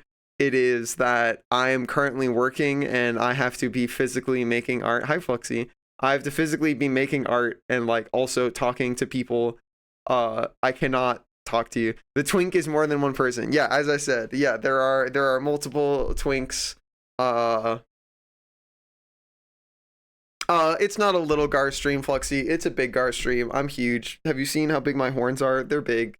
They're massive. Hi Trungad, what's up? The royal twink. Yeah. And yeah, so that happened a lot throughout the entire convention. Every single day wasn't always the same person. Yeah. See how big these are? This is not a little Gar stream. This is a huge Gar stream. But yeah, there were so many people that did that, and like while I super appreciate it, it's also like really hard to continue. There was this one person who I've met like multiple times, and they bought art for me, and we've like chatted before, and so like we're friendly, we've hung out before, but they kept doing this thing where they were like resting their hand on the shoulder of the arm that I was like actively trying to draw with, and I am drawing on rainbow scratch paper, meaning that if I put any amount of pressure on this paper with the little wooden stick that I'm doing, it has permanently drawn a line there and there's no undoing. And they like rest their hand and are like rubbing the shoulder that is holding the stick. So I have to stop drawing entirely. And like I stop moving entirely, and they're like in the middle of a sentence and I don't want to interrupt them, but I have to like stop, and they're like talking to me about something while they're like doing that. And I'm like waiting for them to finish. And then somewhere in the middle of their ramble, they interrupt themselves to be like, am I stopping you from drawing? And I'm like, oh, so you saw it. I'm like, yes, I cannot draw if you're going to like be moving my drawing arm because this is like scratch paper. I can't. If you but nudge me the wrong way, the art, this entire drawing I've made is fucked and I have to start over. And they're like, oh my God, am I like interrupting like you running your table? I'm like, yup. And they're like, oh shit, oh sorry, I'll leave. And I'm like, thank you. That's what I've been trying to communicate like in a friendly way this whole time. Yeah, so that was tough. Welcome back. Oh my Your gosh, steadfast DK loyalty is with the greatly gift sub. appreciated. Holy shit. Thank you so much. Hell yeah, hell yeah. There's a hype chest. What's in the hype chest? PB emote. Oh my gosh. You get a little wow. You get a little fucking wow. Look at that PB. You get a little first place necklace. Wow. Thanks for the follow, Realm of the Dragon. We have a table at FWA. I will have a table at FWA. It's going to be only on Friday, though, which I was a little bit disappointed at first because I was like, FWA is a huge con. I really want to be vending every day. But after realizing again, after running my table at FWA, or at TFF, sorry, how exhausting it is to be running a table all day, every day for every con, it's going to be really nice to only be doing it on Friday. So like Friday, if you want to buy shit from me on FWA, show up, come through. I'll have all of my besties drag people for me, so that's gonna be, if you are a Garyu friend, my quest to you is to unironically shill my table and drag people to it for Friday. My quest to you is to be like, dude, have you seen a Garyu's artist alley table? As a unironic bit to all of your friends, and if they say, who's that, or no, I haven't, then you grab them and you drag them to my artist alley table.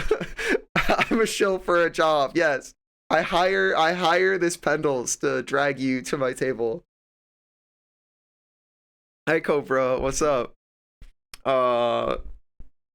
Hell yeah, Alton. Fuck yeah. Yeah, that is your quest. Your quest is to shill and bring people to my table. I direct you. Bring some prints of your first 5-piece, please. Do you mean the one that's on my business cards? The wolf with the like colorful sweatshirt with the crosshatched thing? Yeah, I have prints of that. I got prints of that. Yeah. I'll have that stuff. I wanna. Do you guys think I should bring like big boy prints, like the 18-inch ones? That was one of, like, that's what people were talking about. They wanted like bigger ones because 5x7 is cool, but everybody that there are a lot of people who are like, do you have bigger? And I was like, no. But yeah, maybe I should bring some of those. Do you have any suit updates? I don't. I'm gonna email them. But there's like, this is no shot I get that before FWA. And even if I do get it before FWA, there's no shot that I get the luggage to put it in before FWA. But yeah, so it was running my booth on Friday was cool. And then again, thank you guys so much for the support. I fucking love you guys. The only reason I continue to like be able to stream and make art is because people support me, and like I really want to get to a place where I'm like more financially comfy and stable, and like that is directly out of the help from you guys, and that means a lot to me. Steel Fate's IKEA bag, maybe. Hi Vince, how are you? What's up? We're in the middle of talking about the con I just came back from. So after Friday's Artist Alley, the room's not locked for TFF, so you have to tear down your whole setup every day. So Riot shows up to help me do that, which is great. You can follow Riot on riot.gov.art.com/store. You can buy their braid beads for $5.99 Canadian dollars. Riot's really cool. They helped me tear down my table and build it up every day. So we bring all that down, bring it all back to the room, and then what did we do? We like Friday was one of the days that I definitely did food plans. I go check my credit card again. What the fuck did we do on Friday? Or maybe Riot can remind me. What did we do? Zork 20, yeah. What did we do on Friday? Oh,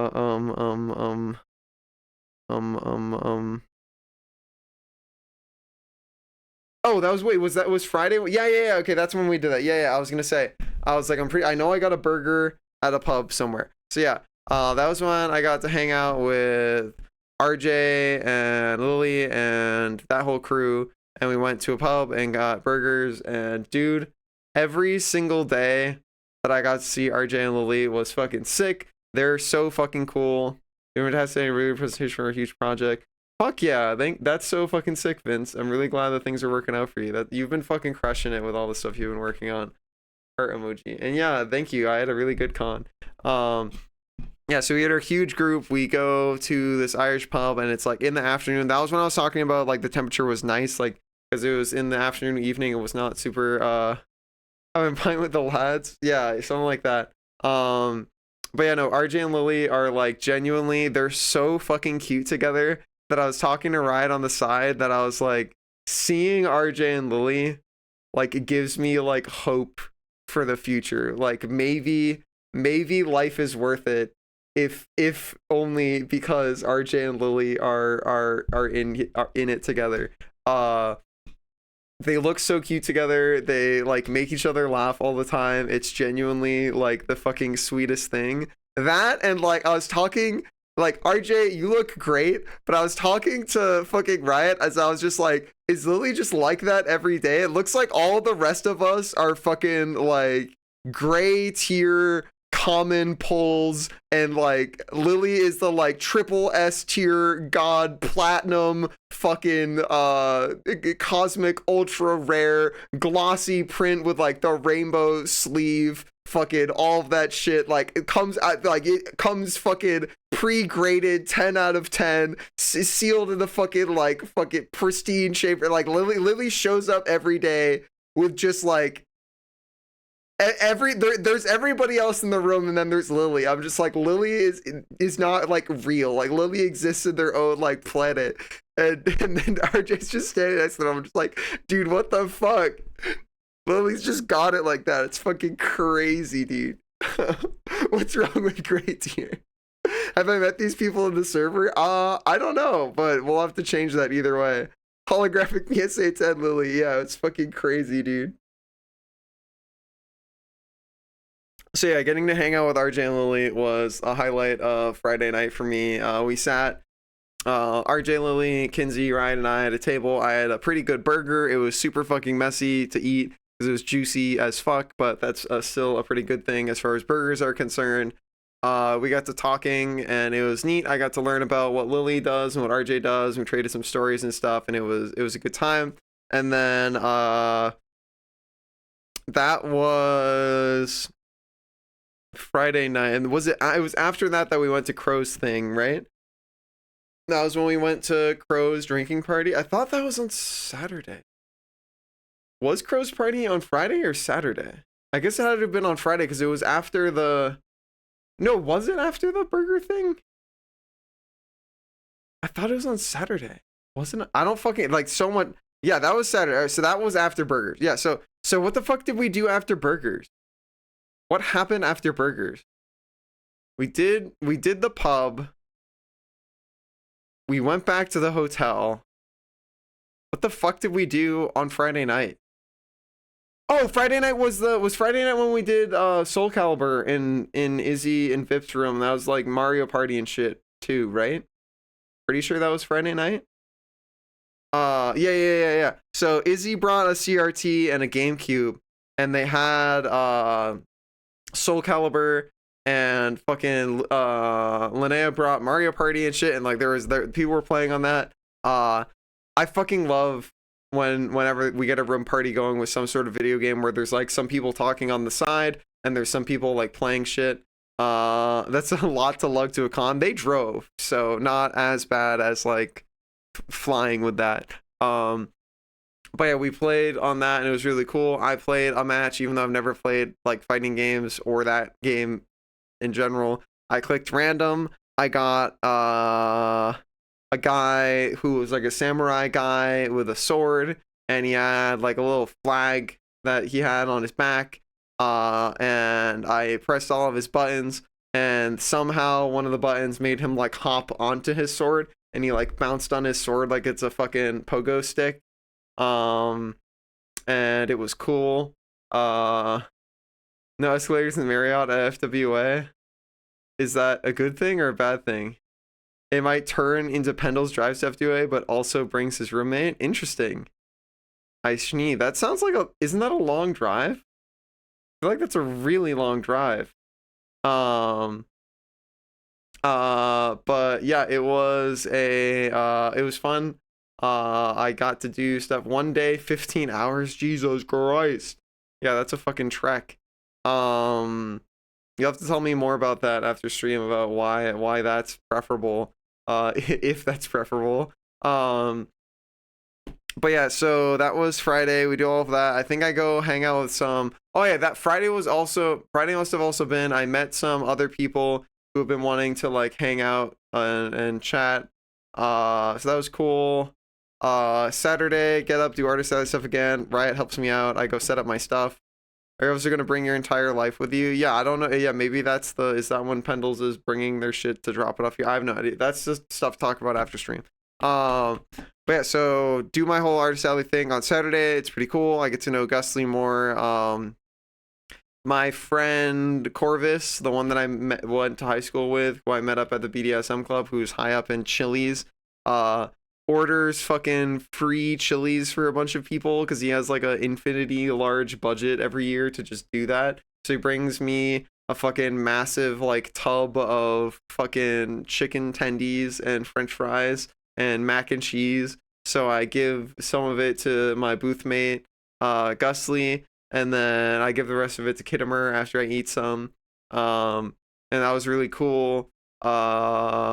It was very nice to actually have food because I was literally, most of the time what I was doing is I was getting up at like 7:30 in the morning, eating a muffin and taking a shower, bringing all of my shit down to Artist Alley, setting up, and then running my Artist Alley booth all the way until 6 p.m. And I would not eat anything else except like a granola bar the entire day.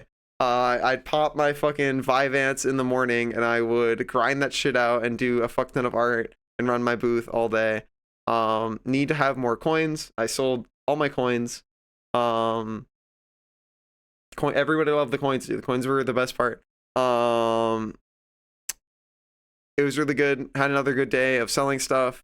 And then after that on Saturday night, I don't think did we go to food? I think Saturday was the night where I was just like, I eat some snacks and then just go hang out with people. I don't remember if I don't think I did any food because I had the chicken fingers. Food came to us. Yeah, it sounds like, yeah, that sounds right. Yeah, that was the party. That was Crow's party and they got pizza. Yeah, so we went to Crow's party. A bunch of people were drinking. I met Bear, who's another person who liked my profile on Bark and just came and said like, hey, you seem cool, let's have a conversation. And we ended up sitting in the corner of Crow's party and ended up like both crying in the middle of like telling like deep lore stories. So, like we immediately had this like oh shit, let's talk about like crazy deep like meaningful personal stuff. And we hit it off really well, and that was like really cool. Like those are the like experiences that I really like at cons, where it's just like, oh, here's a person, let's like start talking, and immediately you're just like, oh, we've both had this like really powerful experience with our friends at some point in the past, and we can like talk about it, and that was really neat. And then pizza showed up, and like right as pizza showed up, Tumok and Alma invited me to come play Arcs, and I was like, fuck yeah, I love Arcs, which is a board game, by the way. Then we went and played that board game, and it took forever, but I won. I was winning from like the very beginning, and then they spent the rest of the like 2 hours of gameplay trying to make me not win, and then I won anyway. So they could have just fucking let me win. And it would have been over way sooner, and I could have gone to bed, Lamau. But it was still fun. I had a good time. I won because my cock is massive, as you know. My balls hang. Yeah, I play board games. Heart emoji. And then on Sunday, get up, do my Artist Alley thing all day. Oh no, was it still? No, was it Sunday? Yes. So I do that all Sunday. And then after that, I pack all my shit up for the final time. Takes way longer. Someone buys a print from me. I think it was Sly. They buy a print from me, come back like an hour later and say that they somehow lost the print and want to buy another one. I give them another print, and then they buy another one from me as I'm packing up my booth. I give it to them, and then they wander off without paying for it. So I kind of got robbed because they didn't pay for that, and I'm like, I don't know why you think you losing the print that you bought for me means you get a free one. It doesn't. You have to pay for that. But they didn't pay for it. So Sly, if you're out there, you owe me fucking $20. But anyways, yeah, I have all of Lucionics board games. Yeah, I have so many fucking board games I could bring to FWA, but yeah. Anyways, so pack all of that shit up, and then I just come back down. I bring my sketchbook. I start hanging out with people. First I go find Hanu and Kit, because they're in like, or no, I hang out with Izzy and Vip, and we have like a cozy cuddle time session, and that's great. And then I go find Kittimer and Hanu and Riot, and they're in like a bar thing, and we hang out there, and I have Hanu draw my sketchbook a bit, and we catch up and trade some stories. And then there's another group of people, a couple people who found me on like Bark or whatever and also wanted to meet me, and I go sit over with them and we trade some stories. And then there's another group of people who are playing a drinking game called King's Cup, and they want me to go find them, so I go find them and I play that whole drinking game with them, and that was really fun. Got to bond with them a bunch. They have a cool group. And then after that, I go over and there's people drawing a bunch at a bunch of tables. And so I do a bunch of art. I have a bunch of pictures in my phone that I'll put in the server at some point. It's not safe for work, so I can't show it because all the doodles I did in people's sketchbooks at this con were not safe for work. Yeah, King's Cup was really fun. Except all the alcohol tasted really bad and was horrible. But I am a gamer, so I didn't have to drink much because I was good at the video game. So we draw at the table, and then I start having a deep talk about like art critique and shit with Kit, and then we wander over to like the fucking generic printed out art things that are hung on the walls in the hotel, and we start like talking about it and rambling. Then we go back and we hang out for a bit, and then everybody starts getting ready for bed. So we go to bed and we go back to the room. We start talking some more, and I talk to Ryan and Kit for a while, and we go to bed. We pack up, and then we leave in the morning.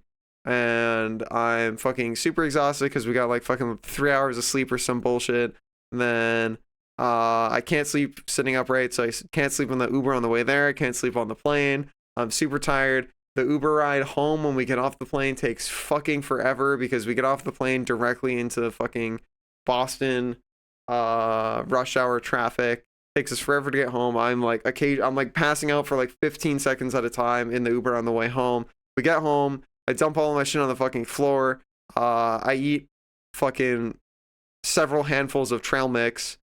Gets to like 6:45, 6:50. I go take my meds, pee, fall in bed, do not get up until like 10:30 a.m. today. I like slept so much. I'm still so sleepy. And I realize it's because my routine, the entire con was like get up at 7:20, 7:30, work until 6 p.m., party until 2 a.m., go to bed, do it again. And like I had a great time, but holy shit, I am so tired. I'm still so tired.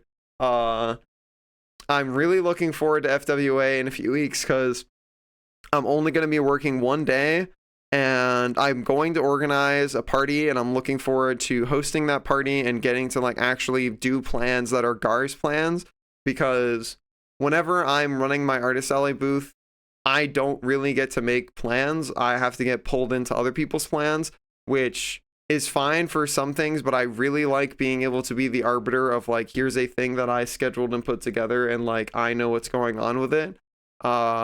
Rather than always being at the like whim of I was working all day. It is now 7 p.m. by the time I've torn down my setup and brought it back to the room. Everybody already has plans for the rest of their night, and if they didn't include me in them, then it's already probably too late. So I'm looking forward to having more free time for that. And I've also learned after doing TFF and FWA, or TFF this way, and I think I did MFF this way, I don't remember, but getting to a con on a fucking Wednesday is so much nicer than getting to a con on a Thursday. Dude, holy shit, getting to have and then I get to have like a night of sleep where there wasn't fucking 3 a.m. partying and you can just sleep in and there's no like rush. That's so nice, dude. Holy shit. I like that a lot. Definitely going to continue trying to do that at every con in the future. I know it's not feasible for most people who have like the regular 9 to 5 job grind, because that's like another whole day of PTO or whatever. But since I don't have that, I like to do that because holy shit, more sleep. And like getting to accommodate yourself is nice. Yeah, good. Anyways, that is the recap of Garyu TFF 2025. I made enough money to give myself time to, there's a 4 related art magazine that I'm in, and I have to make a piece for that still. I'm going to try and have that be my focus this week, and then I also want to make a 3D animation, and then I have the Wolf Link piece of art that I want to finish. Fuck yeah, RJ. It was so cool meeting you and Lily. I really hope to be able to see you guys at future cons and stuff. I hope you had a blast. I'd love to hear, I'll pop in a Riot server at some point. I want to hear your stories about like what you guys experienced when I was stuck in my booth. It really is Lucerne. It's fucking crazy. But yeah, I had a good time. I'm still so fucking tired. I am absolutely going to bed turbo early tonight, or at the very least sleeping in. It was nuts. I had a good time. Yeah, PTO is so limited. I know so many people who have to fucking use PTO and sick time for a bunch of stuff, which is always fucking crazy to have to do both of those, where it's like, oh, here's all my PTO, and then oops, I happen to be sick at the end of PTO. Haha. Ooh. quit their actual job. Yeah. 2 years of PTO in 1 weekend. How is it 2 years? It's like the most you could be using is like 4 days. What the fuck, dude? It's so insane, dude. That's so insane. Fuck yeah, fuck that, dude. That shit's so fucked. So fucked. 4 days every year. Yeah, it's handshake Izzy. Yeah, fucking retail jobs where they're like, okay, for every 15 years you work, you can have 15 minutes off. That's me being generous. Ah, that's so fucked.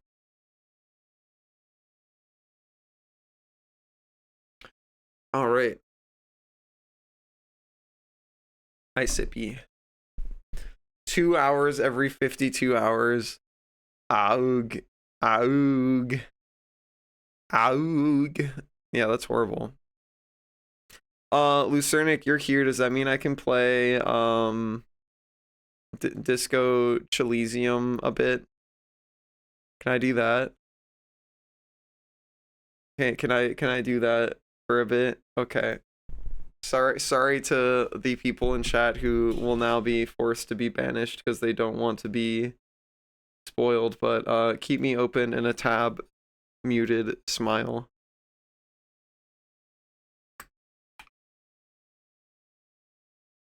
Oh. Aug. Alright. I disintegrate into 1,000,000 pieces, but you keep my tab open. Smile. Aug.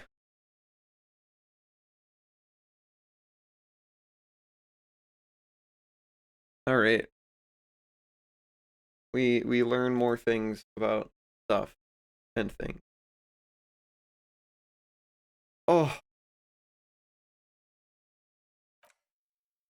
Aquarium building videos, hell yeah. 7 days a year, wouldn't take any time because of your contract, yeah. Alright. Wow. Hi Kim, hi Kim, hi Kim. Yes? Kim's so cool, dude. Love that guy.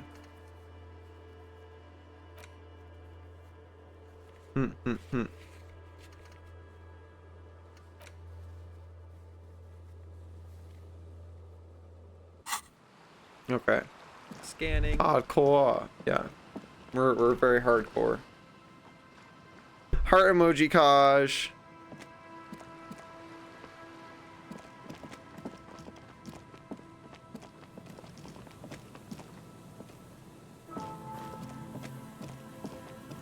Dude, we got the cool new musical track for this area.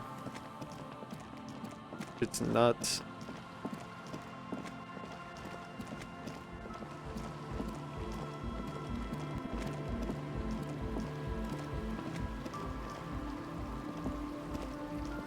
A pane of Eternite has been planted into the snow. 2 poles are holding it up. Can I push it over? Barely holding it up. It could fall over any minute. A stronger gust of wind might be enough. I push it over. The pane falls into the icy snow with a soft thunk. Wow. I made a bridge. Kinda gaming.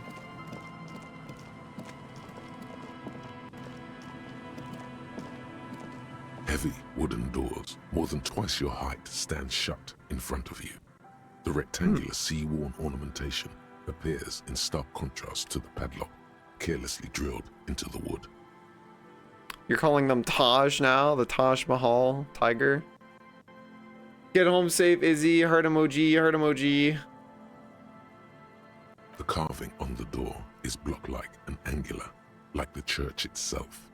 2 large beams shoot downwards, sinking into the wood before they reach the threshold. The surface is smooth from the wind, but moist to the touch. This cheap-looking padlock is sturdily built.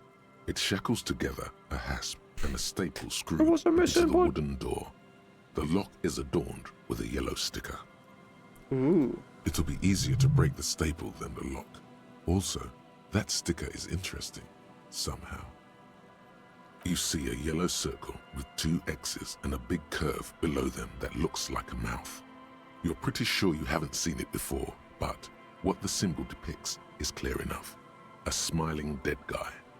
The curve makes it smile, and the X's make it dead. I see. He takes off his glasses and uses a blue handkerchief to thoroughly wipe them clean before inspecting the sticker. Then he looks up, pauses, and replies. No. Looks like a dead man smiling. Suggests junior delinquency. For Revachol ZOC, the moral intern defined junior delinquents as minors between the ages of 10 and 16 who have committed an act in violation of the law. These acts aren't called crimes as they would be for adults. Crimes committed by minors are called delinquent acts. This was part of your officer's exams. I haven't seen that sticker before, and I'm not a youth. We get the sticker. Give me a cool sticker. Your hands are No! clammy from the air. The piece of sticker keeps slipping away. I have a handkerchief. My hands are wet. The lieutenant hands you a blue handkerchief. He looks a little dismayed when he gets it back crumpled. No. However, it should be easier to peel the I'm sticker so sorry, off now. Kim. There's nothing like the sound of a sticker unpeeling. Now it's stuck to your thumb.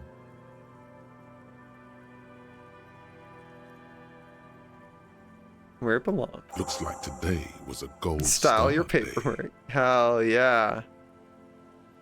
Alright. The lock turns easily. You hear a click as the shackle pops open. Let's go.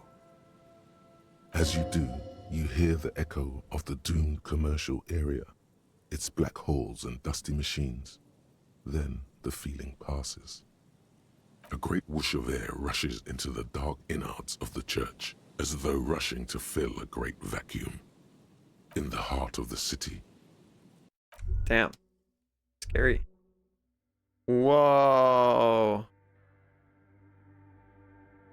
Whoa. Damn. Could walk here, not run. Wow. New music track.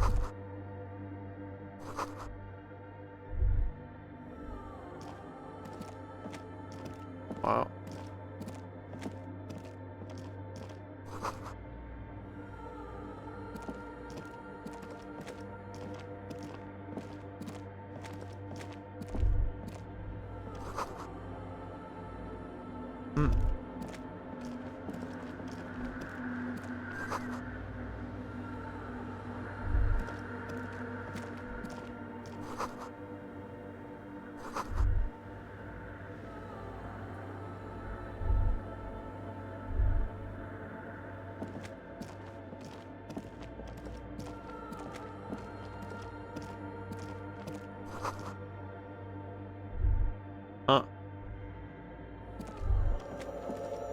The silence in this part of the church, it's almost palpable. All the shifting matter and shuffling of living things is gone. Nothing seems to exist beyond the church anymore. Oh. Maybe if you were to stand in just the right spot, even your footsteps would be completely silent.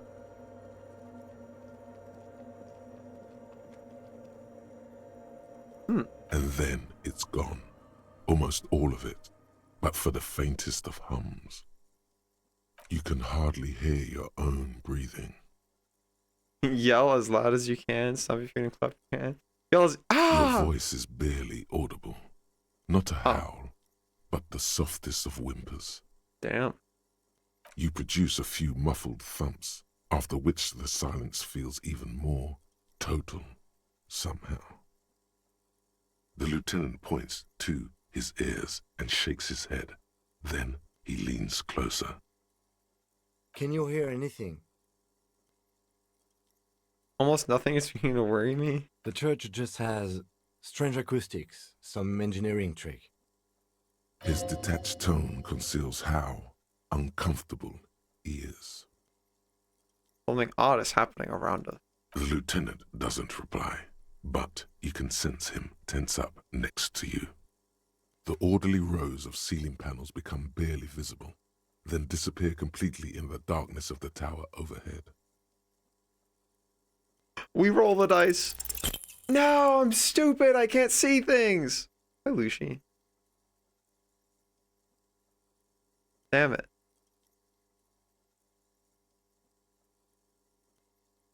Just darkness without end. It makes your head spin. Filled with vague shapes of woodwork, the sense of a great height.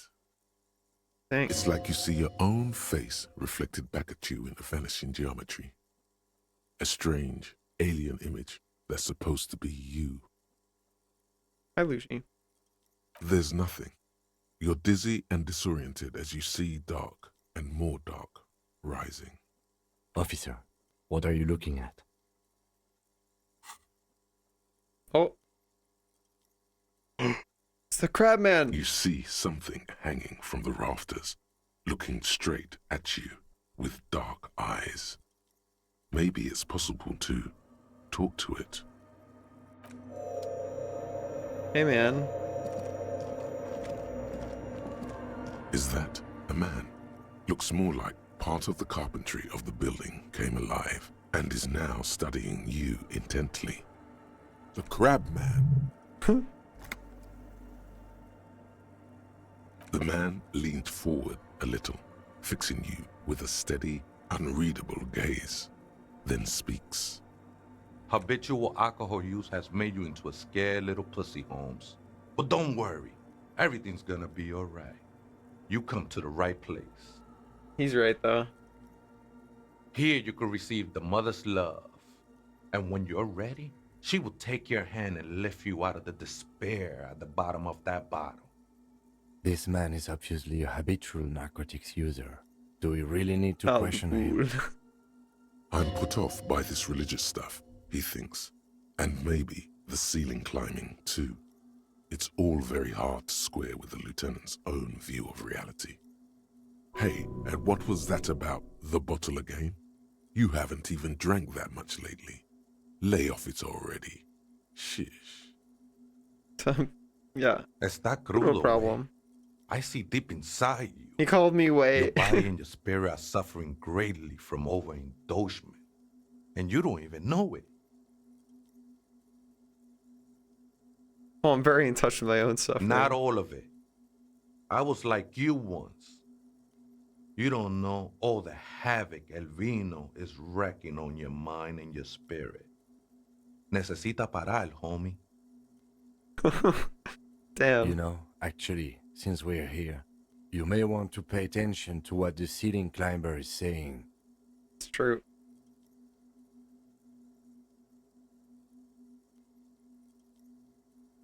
Who do you think you are? Some crazy guy under the roof? I feel like you have a point there. Don't trust me. Trust the mother. I'm only the messenger, Holmes. Damn.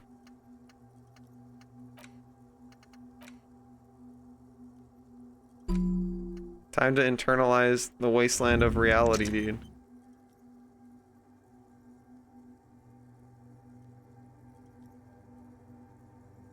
Alright. Wasteland of This is the reality. church of the Homosexual Mother of underground. Yeah, I'm Silence. internalizing that. You are welcome here. Mother of This silence. mother of silence sounds like a serious player. You might want to be careful until you find out what you're dealing with. You know what the other spooker is? Other spooker? Oh, esa viejita es muy estudiosa. Don't know, Holmes. I see. No. I just call her viejita because of her clothes. She's actually quite young. Or maybe not that young. Age is just one of the many masks we wear. Wow, he's got the deep lines, dude. That's what I said, Holmes. Don't really follow her comings and goings. Just see her typing on her computer now and then. We got different interests. Ooh, I'm afraid not, Essay. You just have to wait until she comes back, or search through her radio computer. I don't need to give him that info quite yet, thanks.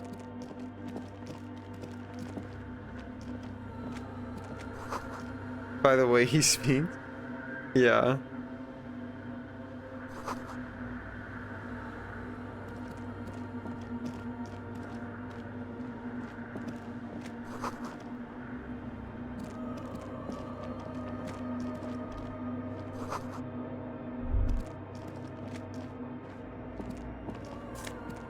Dude, more drip.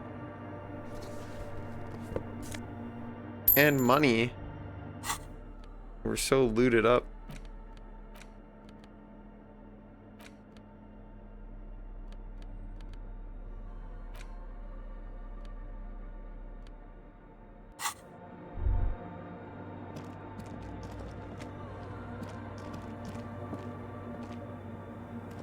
A machine stands in the corner, watched over by the figures on the stained glass window.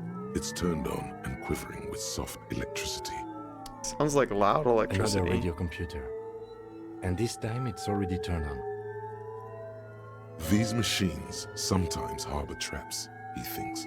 Alarm systems and the like. Let's be careful. We should leave.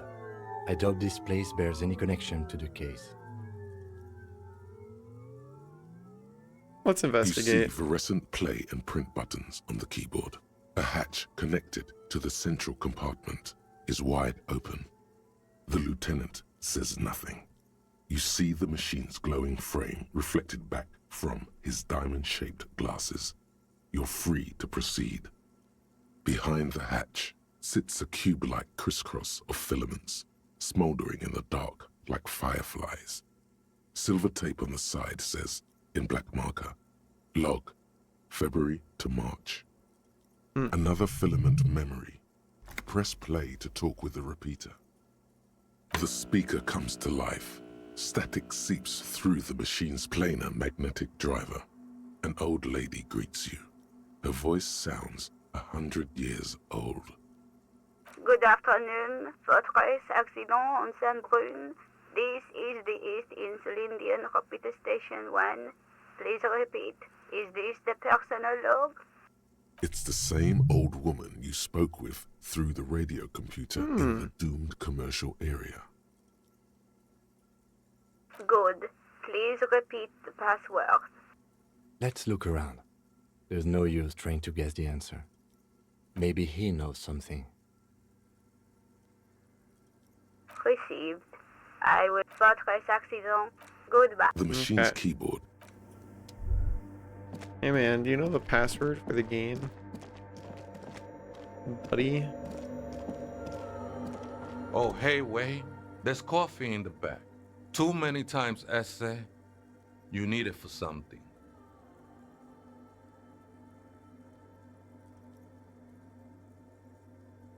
The lieutenant raises his eyebrow, but doesn't say anything. Don't sweat it, vato. The password is afterlife death. That is true. But what comes after death? What you think of that? Makes me almost pity La Nilita Pequeña when I hear it. I think we're done here, essay. Alright. That was an interesting conversation. However, I'm still not sure how it's relevant to our investigation. It's relevant because he gave me a password. Let's go. Does the password work? I hope it does. I want to play the game. The machine's keyboard, the speaker. Good afternoon. Fortress good. Please repeat the password. Good. I have unlocked Yeah. the filament. After ending the call, please press print to access the filament. Fortress accident. Is there anything else I can do for you today? I have 2 machines registered to this company name in Martinez. One on Saint-Brune, the other on Rue de Saint-Ghislaine.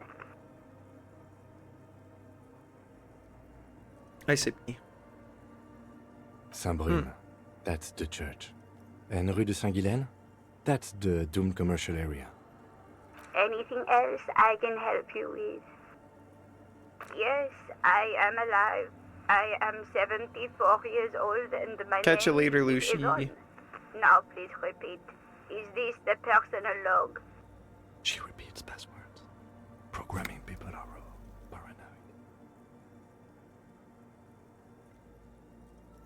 I work as a repeater at the East Insulindian repeater station. Hell yeah, Tech. Was it It's good? my job to know where you are, Fortress Accident.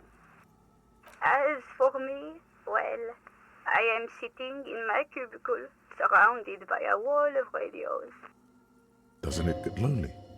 Sitting there all by herself? Lonely? Why would it get lonely? I get to talk all day to people like you over a warm cup of tea. Sounds yummy, Tech. That's why she does this. Now, please tell me why you're calling, Fortress Accident. Goodbye. The Okay. machine's keyboard, Print. the printer prints out a long text document with dated She is sweet. paragraphs. It looks a bit like someone's journal. The first entry, made on the 4th of February, 51, by an unknown author, is short and concise. Arrived at the church. The door was boarded up, so I used the crowbar to get inside. Looks like the place has been deserted. Nothing out of the ordinary, but I'll ask around. Need to figure out how to get the electricity in. The lieutenant leans closer, scouring the printout over your shoulder. Just as you finish reading, he looks up, muttering under his breath. 4th of February. That's over a month ago. Whoever set up those machines has been here for quite a while.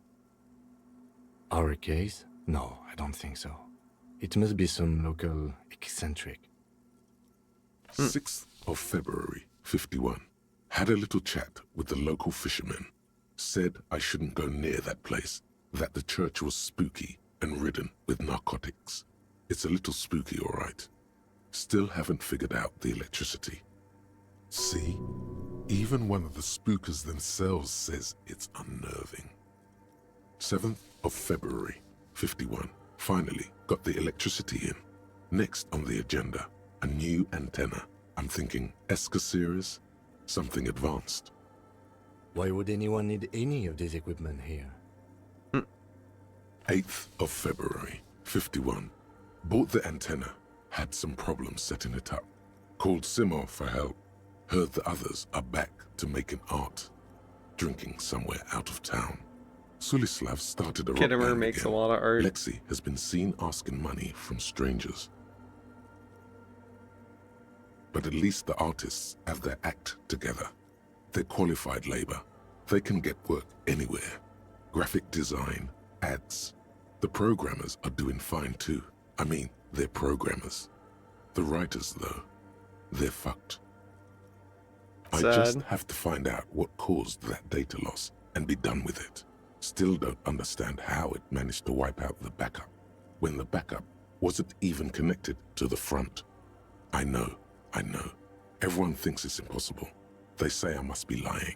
I'm here to set it right. Seems like something to do with radio computers. Unfortunately, I don't know enough about them to understand what the author is saying. Something about the backup data getting destroyed, and how everyone thought it was the author's fault. Let's just keep reading. I think these people worked in the radio computer games business, the one we saw in the Doom commercial area. They must be our former co-workers. 12th of February, 51. Brought some food from the grocery store. Apparently, there's a strike going on in the harbor. Definitely not happy to see the Martinez people again. Everything's now set up in the church. Going to start working tomorrow, 8 a.m. The strike. We are nearing the date of the murder. Keep reading. I'm interested now. I want to know what's that radio anomaly that sent this person here in the first place. 25th of February, 51. I've been sending data up to Lintel for a while now, trying to recreate the data loss, but nothing. Didn't even feel like logging in, the disappointment. But I did discover a curious audio-spatial anomaly at the back of the church. I've named it the Swallow. It swallows sound, Need to get some So there is lights. something going on there. Is she talking about? 28th of February, 51. Yes, the first recordings confirm that the swallow is real and I'm not just losing my mind. It's a pillar of silence with a diameter of approximately 3 meters. Seems like the higher I go, the less I record. This might be a coincidence, or it could be connected to the data loss that led me here. The pillar of silence. She is talking about the silence. Is she suggesting it's more than just an architectural quirk? The lieutenant doesn't answer. He follows your gaze, studying the basins. The water shines in them. No ripples. March 51. Some kind of young disco men have appeared next to the church. I've been trying to record the silence to find the epicenter, but now it turns out I've also been capturing the future of dance music, one neo-disco song over and over again. Fortunately, the song is so monotonous, I was able to devise an algorithm to factor it out. Damn. The other day, one of the disco men came in. Before I could even say hello, she got scared and left. Good, I don't want anyone distracting me from my work. The girl on the ice? Sounds like her. That's yes. about right. March 51. I got a call from the repeater station. Someone has tried to access the radio computer in our old office in Martinez. Can't do anything about it. The storekeeper still doesn't want to let me inside the building. Thinks I'm part of some kind of curse. How Martinez of her. A little bit of racism, but that's okay. I knew it wasn't a good idea to meddle with that machine. No. It was a great idea. You're learning things. This is true. This is how you learn. This is true. things I'm with about interfacing. machines. March 51. A new 2-meter aux cable. Noodles. Crackers. Ping energy drinks. Water. Toothpaste. I feed Vip gum, a ping also energy some drink. canned air. Your reading is interrupted by the sound of the church door opening. A strange woman makes straight for the radio computer. What's up? Hello.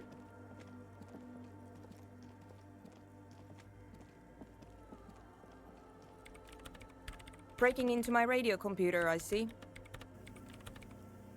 I do apologize for the intrusion, madame. We are with the RCM, you see. I'm pursuing mysterious leads, searching for my You lost won't find identity. any answers from here. It's just me and my computer, and it has been this way for weeks. Now please give me some room. I need 2 seconds to see that you haven't destroyed anything. We should talk to her after she has rebooted the machine.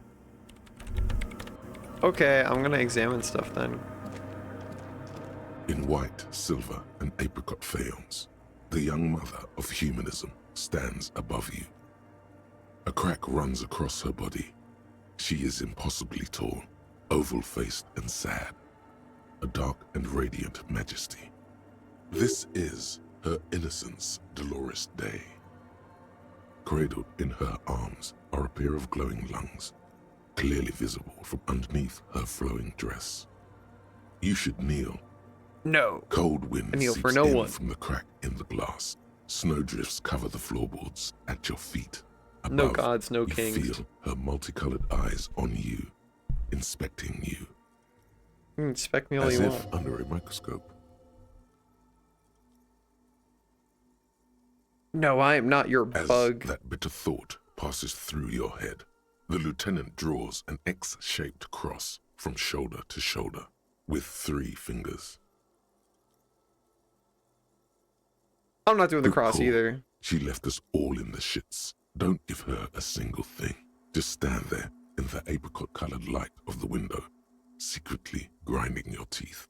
The woman smiles her distant smile, unmoved, struck in half by the crack in the glass.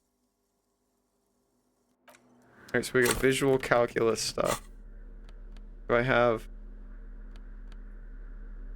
visual calculus? +2 encyclopedia. Okay, that helps us for one thing. Let's do the encyclopedia one then.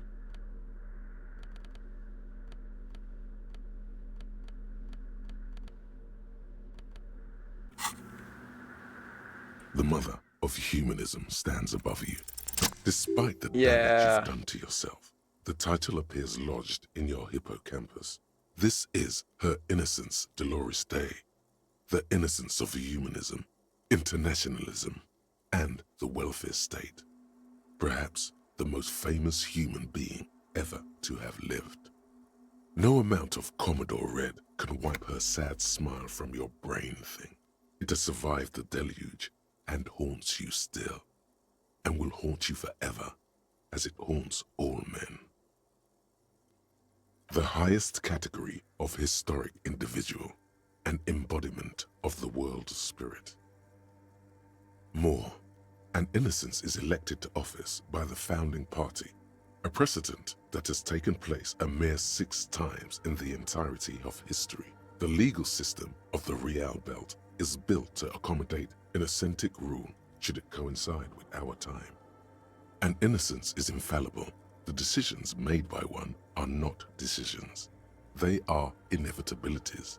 What would have happened anyway? Only accelerated, packed into decades instead of centuries. An innocence is a continuous, compressed event, a sacred human being. It is an honor and a glory to live when one is in office. No, we are alone. I want more. As did we all. The lands of the Mesk and the Occident, and even faraway Supremwindi. Altogether, 21 of the 40 mundial nations of the time immediately accepted Innocentic rule, even before her crowning. In a city called Advesperaskit in Vesper Messina, her homeland, the name of the city means evening comes, but it happened on a winter's morning, with the canals frozen and slush falling out of the sky. She was dressed in a white and pearl dress on an emptied-out plaza with the crowd far away. Already, her Theriers, the secret servicemen of the Innocents, were worried about an assassination attempt. I don't care how she looked. Oh, she was insultingly beautiful. She was humanity's young mother, a perfect mother. It was as if her face and shoulders and hands were covered in a soft down of underfeathers. You know this well, very well. Midwinter snow was beating the cobblestones around her. A small attaché of officials stood by as her Theriers placed a white gold wreath on her head. The crowning was mostly witnessed by secret servicemen. One of the men in this secret service killed her 22 years later, a young man who had come to suspect that Dolores Day was not entirely human, but something else. Something that had walked in our midst, watching us stumble for hundreds, if not thousands of years, until it decided to interfere in the course of our history. We were supposed to come up with this ourselves, the man was reported to have screamed at the Innocents. Dolores Day was shot in the chest with a fowling piece 8 times. The man, thought to be insane, said he once touched her and her body had been unnaturally warm, like a furnace, and that sometimes, while on duty, he observed her forgetting to breathe for over 10 minutes. This inhuman quality was witnessed by many others as well, glowing lungs and all. It is commonly attributed to mass hysteria and religious psychology. Terrifying about her. Is a term too emotionally charged for your semantic memory, or Oh yeah, Trunga. what remains of it. Good work. But Proud of you. terrifying. It's a simple word. She was bad for humanity, and you shouldn't have started thinking about her. There was something bad about her. I want to You know. already do. Although she is often considered to be the greatest human being to ever live, there was something ominous about Dolores Day, constantly surrounded by her Theriers. She was the most socially secluded and least self-aware of all the Innocences. Some modern thinkers would consider her a war criminal for the campaigns she waged against the Mesk state. And then there were the resettlement programs. The Mesk state tried to detach itself from Innocentic rule. Parts of the world were experiencing whiplash from accelerating into secularism. Her mandatory education programs and mass resettlement of upstream Marguerite were problematic as well. Dissenters were suppressed by a military force she called the Army of Humanity.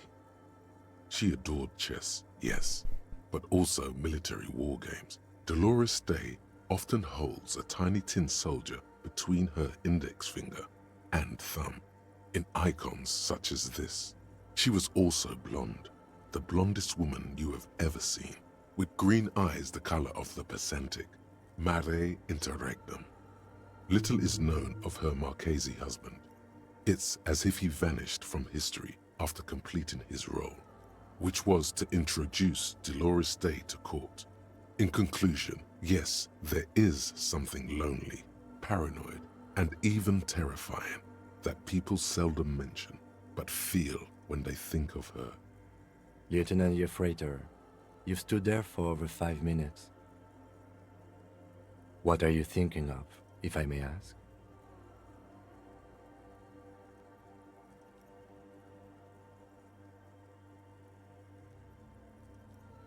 She's somehow connected to the kid. Glowing lungs, that's fucked up. I agree. Yes, glowing lungs are quite unusual. After that one time, they have not been reported to glow. You know, this church, the coast, we shouldn't linger. Finish what you came here to do and let's move on. This isn't a good place to get lost in. Alright, visual calculus time. Put on my fucking nerd glasses. What else do I got?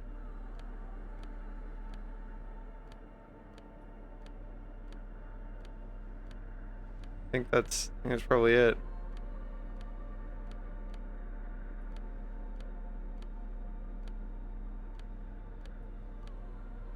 Oh, The mother All right. of humanism Let's stands go. above you. A jigsaw All of broken right. shards Let's falls go. into place in front of you. A ghostly reconstruction of the stained glass window. Before it was shattered, there was an older woman beneath the younger one, and a text, a light motif below them both.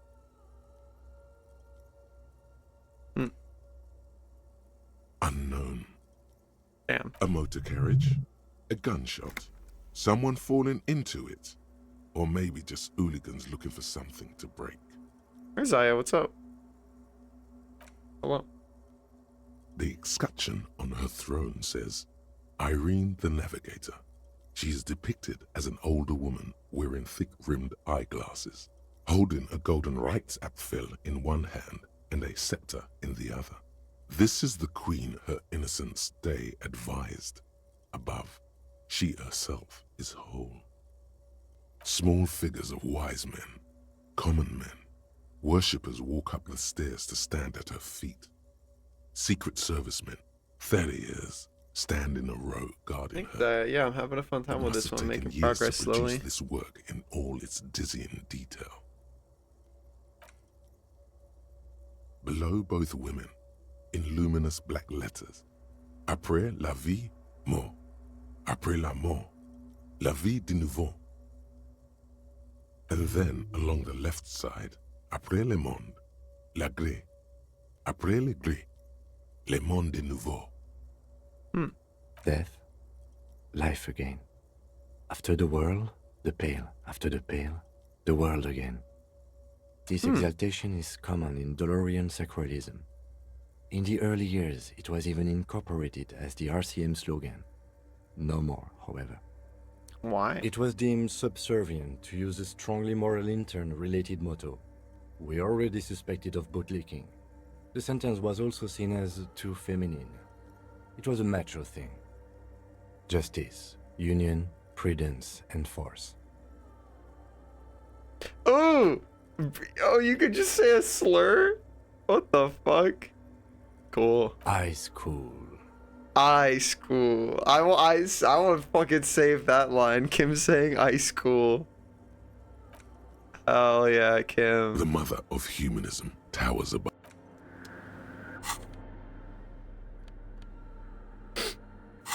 Ice cool. Can I go in here? I cannot go in there. Okay, hi. What is it? Didn't break anything, did I? No, you just printed out my personal log and wasted some paper. Need Yes. programmer? Or, no, not anymore. Yeah, That's it's really cool totally so far, stick. Zaya. She doesn't seem surprised to be recognized. Rather sad. Something passes over her face before she straightens her back. I am Soona Luukkanen Kilde, the former lead programmer of Fortress Accident and RSA radios. I have over 16 years of programming experience, and I'm proficient in both Vox and Orbis languages. If you're not here to hire me, I don't really know how I can help you. No dance What? music. I hate it.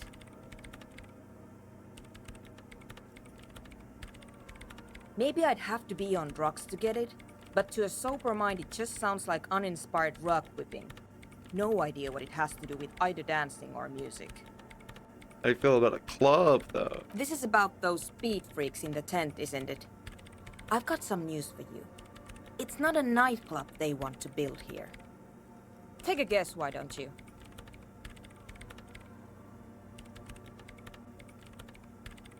A youth center. I can't believe they got you so easily. Go have another talk with those up-and-coming entrepreneurs, will you? Thanks. Good luck. I'm not coming in there. You seen the crab man? No? Yes. He's seen you. And And the I crab don't man has care. seen you. I don't care about craft men. Oh my god. Wow. She really doesn't. She doesn't give a Not fuck. afraid this one. What are the I machines brought them for? here. These are my machines. Please don't touch anything. I use the AR-1 as my RAIN prefect's processing unit. Huh? RAIN prefect. My radio computer. Yes? You really don't know anything about radio computers, do you? I don't know for anything. Alright.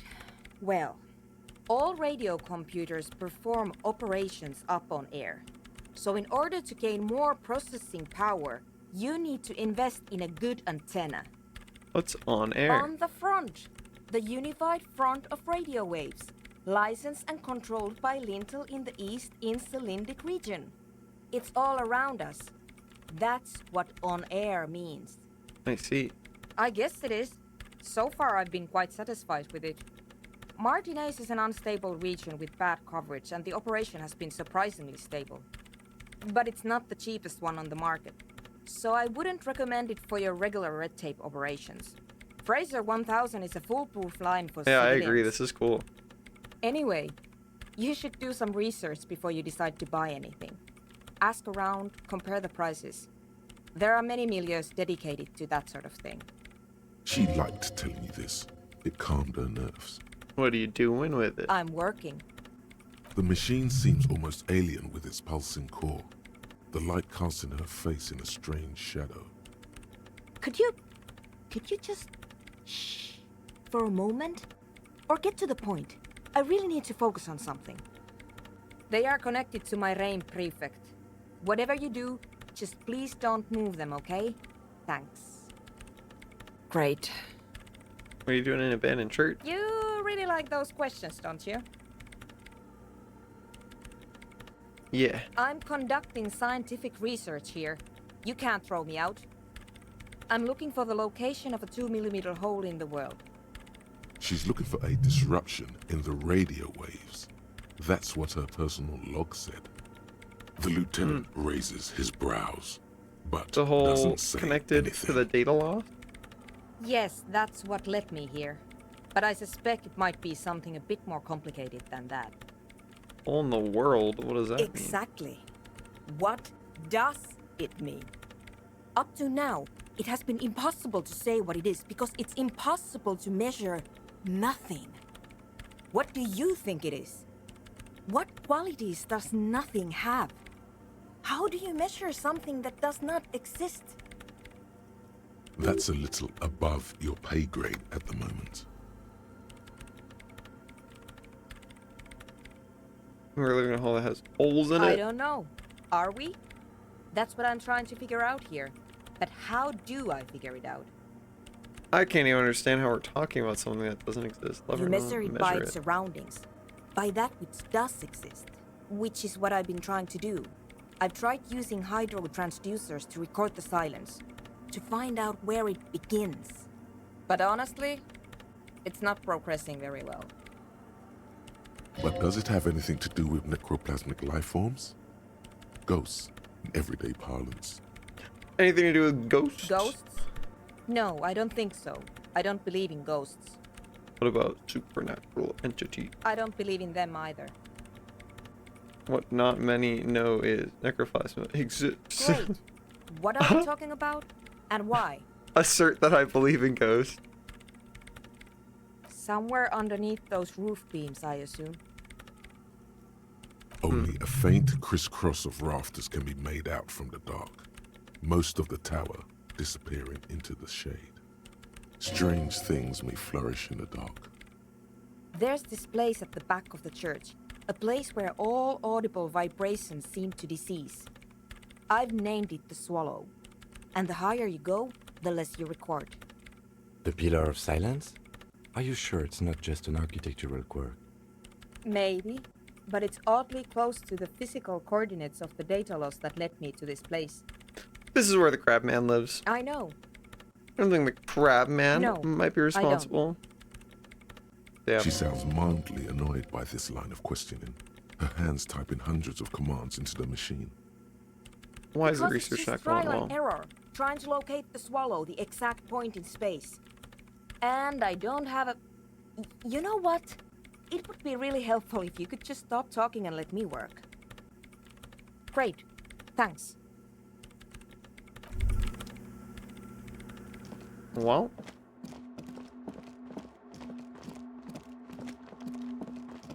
Fair enough.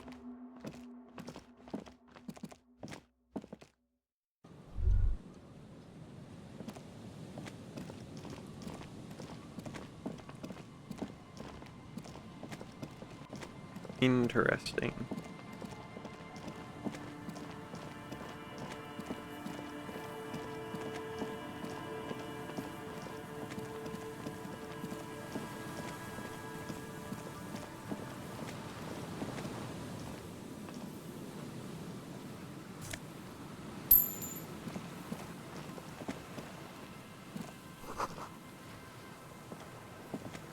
Yeah, it's nuts.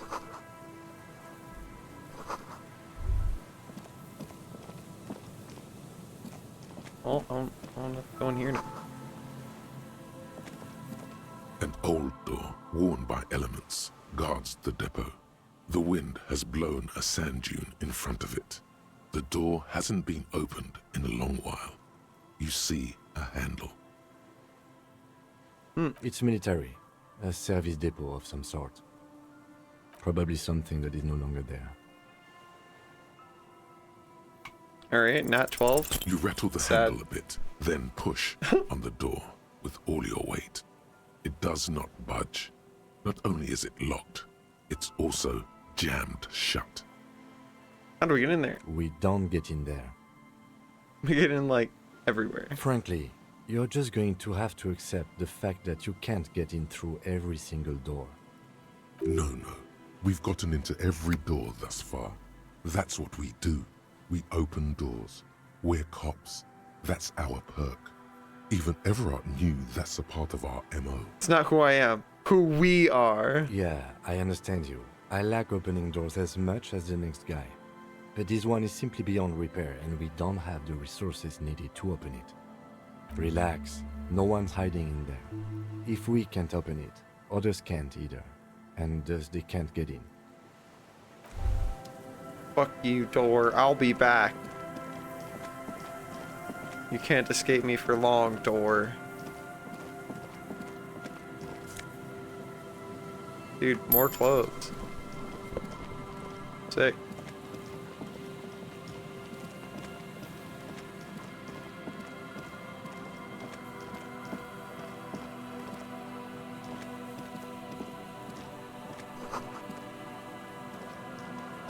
Dude, this place is so huge.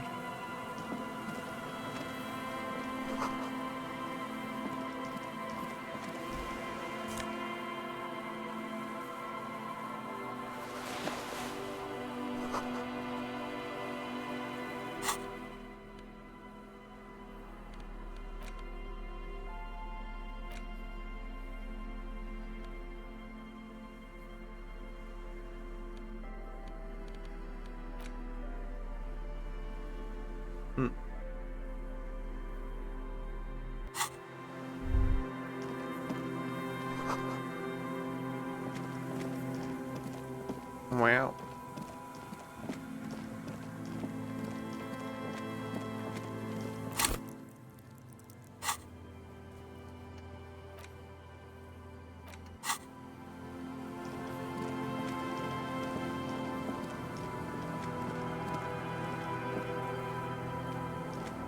You do it right around here. I see.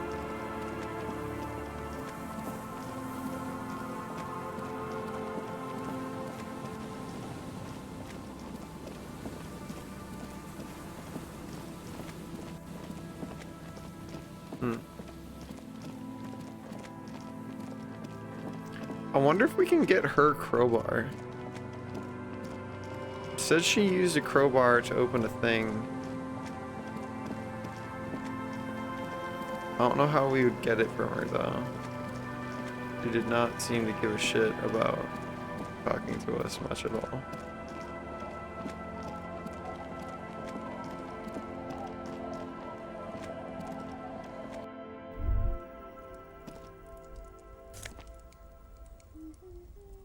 Wow. Get to steal people's stuff. Hello, mister. She clutches a small stuffed animal. Occasionally, she twirls it around. Oh, I had gloves. Very big ones. Heavy, too. Where did you get these gloves? Found them when Lemmy and I were playing hide and seek. In an empty house. Where no one lives. I think someone hid them there. She doesn't want you to think she stole them. I hid them. The twins were gonna take them. They're stupid. We're going to need those gloves. It's for important police business. Oh. They're in my sandcastle. Behind our house. Under the sand. You can break the castle. It's not very good. Where are your parents? My mom's outside. And I don't really know about my dad. What's this? It's a grouse. You might be able to get on Gart's good side if you replace the broken skewer you almost certainly broke.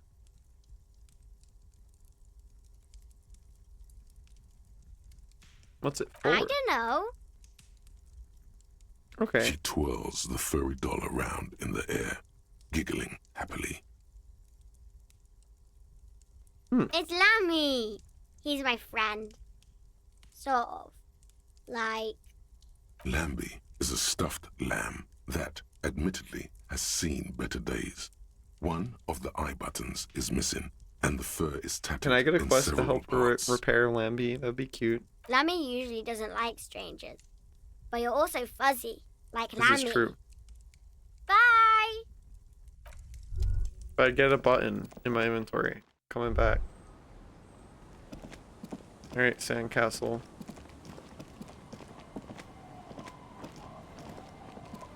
Weather has not been kind to Lily's little sandcastle.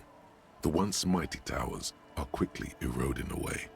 You can see something shining back to you from what must have been a vast underground catacomb network. The little castle? The reigning lord must have come upon some really tough times to let it sleep in such I love decrepitude. Kim so much. The walls and floors give way to the giant's greed, collapse and present you with a pair of ceramic gauntlets. Congratulations. That's the gauntlets down then. We're doing good on the armor collection front. Server parts? Did Hanu give up on like hosting it online or something? We're gonna have a physical server? +2 interfacing? Oh shit. Put that shit on, bro. Got the Giga Drip now. As you fold your fingers into a fist, you realize you could knock anyone out with one punch. The white ceramic gloves wrap around your digits comfortably. Your movements cause tiny little clicks, like dice rolling somewhere far away, as the plates reorient to your motions. Decked out in future armor, like a The Kawa would hardened be. vitreous enamel at once sleek and light, adds a glow to your cheeks and a spring to your step. Just imagine what a full suit of this stuff could do for you. 1 piece down, 2 pieces to go. Here I 2. come. Are you sure you're correct there? There was a helmet too. 3 pieces more like. You were ambitious. I want the full suit. It may be a while before you have all the pieces. In the meantime, you should analyze the armor. Figure out its vulnerabilities. Vulnerability. Remember, this is a highly specialized kinetic redistributor meant to stop bullets. Wear it. Observe its properties. See if there's a weakness in the design. For the day you have to fight someone covered in the same material. I like thinking thoughts. Give me more thought thinking space.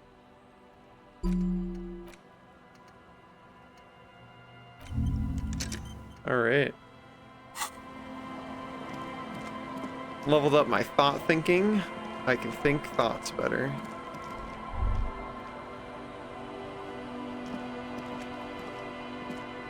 The scruffy-haired little boy kicks a stone. He can't be more than 5 years old. The other one looks indistinguishable from him. He watches his brother kick the stone with his tongue lolling out of his mouth. The kids don't reply, absorbed in their little game. Yes. Yes. Yes. The stone-kicking one becomes frantic all of a sudden, as if that's something to be scared of. The obvious fact that you just stated. He looks just like me. The boy doesn't answer. His brother throws another rock. Both of their hair is covered in some kind of dirt. You're bad with kids. Definitely. Mr. Kid Master General? I am, yeah. Don't worry, everyone is. How about we do some police work now? We're not getting anything here. I talked to the other The one. scruffy-haired little boy. The scruffy-haired little boy. Okay, I guess they're both the same. Okay. Well.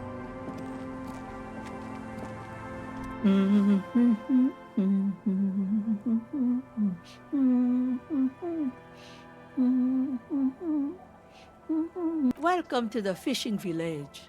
Please lean in closer. I have cataracts. Lean forward. Oh, welcome, police officer. We don't cause any trouble around here. And we don't want any trouble either. We are not here to cause any trouble, madame. Trouble? Say the second thing, Bratan. Shows you got style. Like, bang, bang.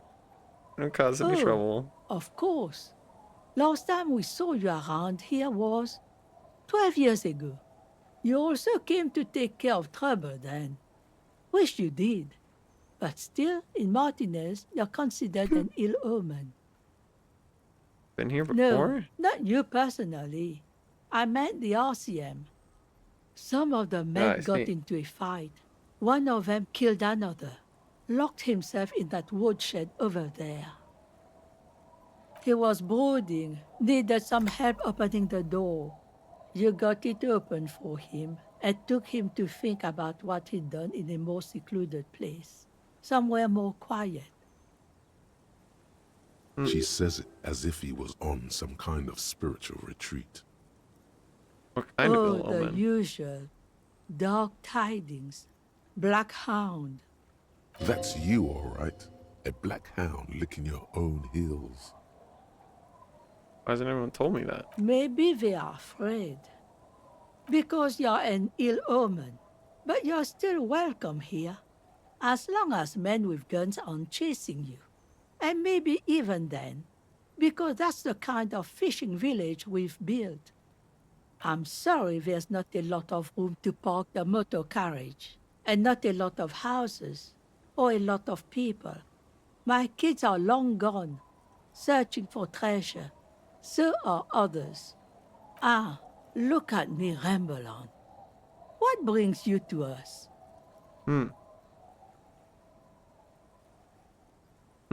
I can wash it for you, but it's going to take about a half an hour. Think you can stay put for that long?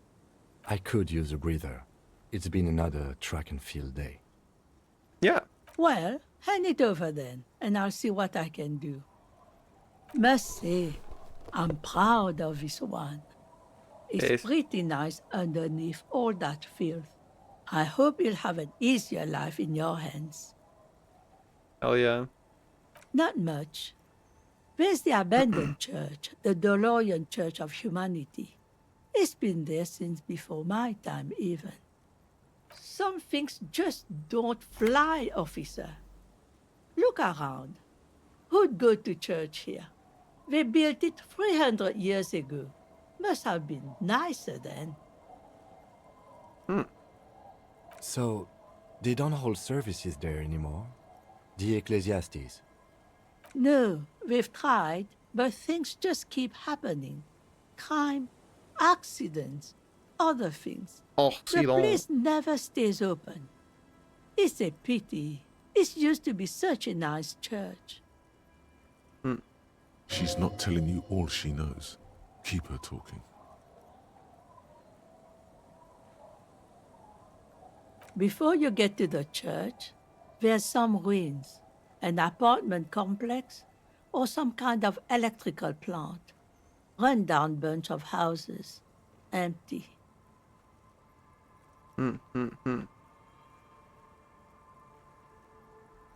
I don't know exactly. A pre-war place. It used to be something. Before the war. I wasn't here then, you know. Was born in Samara. Of note, the old fish market up on the boardwalk. But it's closed. No one. That's why it's closed.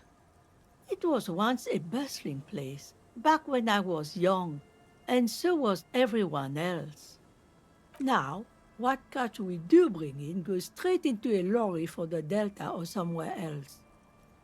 What? You're one of those real estate people with big plans? If you want a development opportunity, you can check out the abandoned building over at Land's End. Used to be a supply depot, we think, sending goods and ammo across the bay. It's jammed shut though. We tried to get in, see if there was anything to sell or scavenge, but it's impossible. And now you know everything there is to know about this coast. Okay.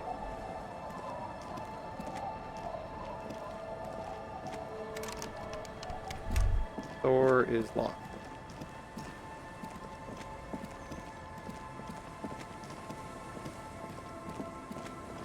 Wait, I had a thought. Oh, okay.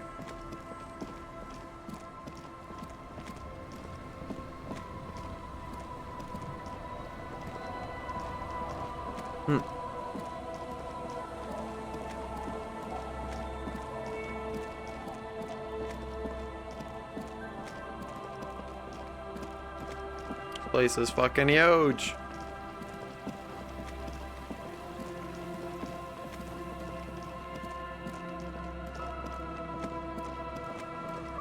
Alright, so we go and update our jamming friends, and then we run back and see if we can get anything going otherwise.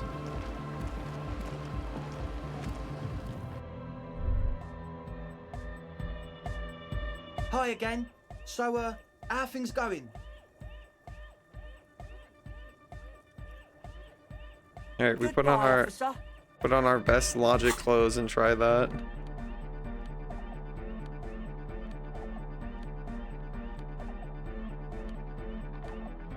+1 logic.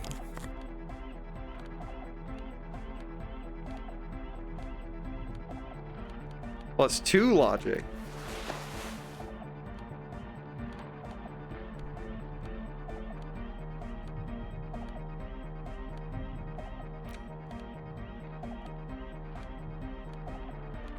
Okay. For real logical looking. Hi again. So, how are things going? Nothing jumps Sad. out to you. Nothing out of the ordinary. Dang it. How about you get out Oh. and breathe? The air in the tent is too thick for you to think Fucking clearly. did damage to me? That's fucked up. And? What happened? Talk to the crab man. Oh man! Who is he? What did you think? Like alcoholism, mother's love. Really? Huh. Interesting. What's he doing in the church? He's getting high or something. What do you mean? Oh, like a vision. No matter. Is he gonna be a problem? Yeah, Noid is right. Let's get back to the point. What are we gonna do about him? If I run up there and you guys will never catch I him. don't know, man. Doesn't it feel like a major hindrance to you? A spooky guy climbing around when all the guests are trying to have nice, friendly hyper time?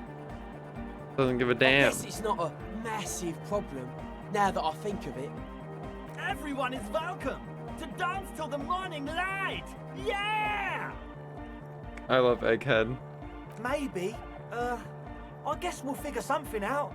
Okay, but what about the other spooker? The one in Grandma's clothes? Did you see her? Lead A programmer. programmer? That's odd. What was she Yeah. like? Did you ask her about the nightclub? Come on, man. Who will you trust? A spooky programmer or us? We just want to make the world a better place. Feel the love! Get down and feel it!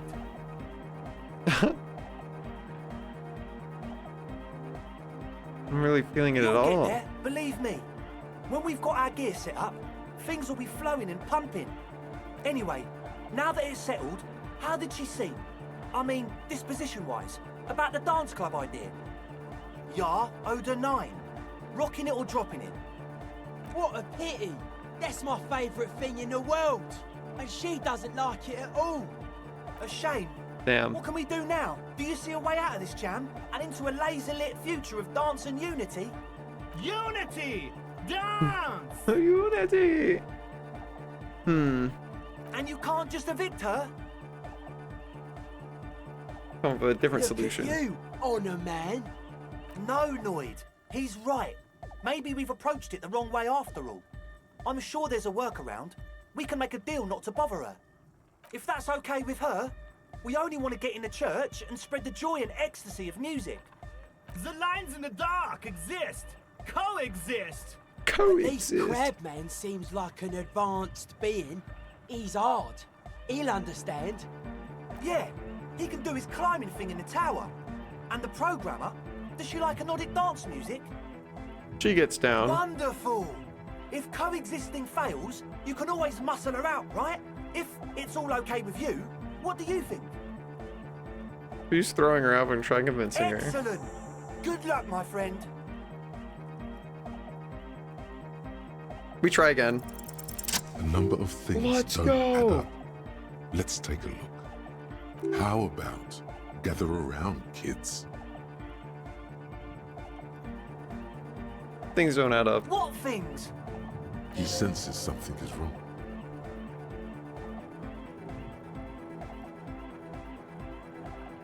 Uh-oh. I have no idea how you arrived at that conclusion, but it's wrong. Look, we even have speakers. One speaker. They have one speaker.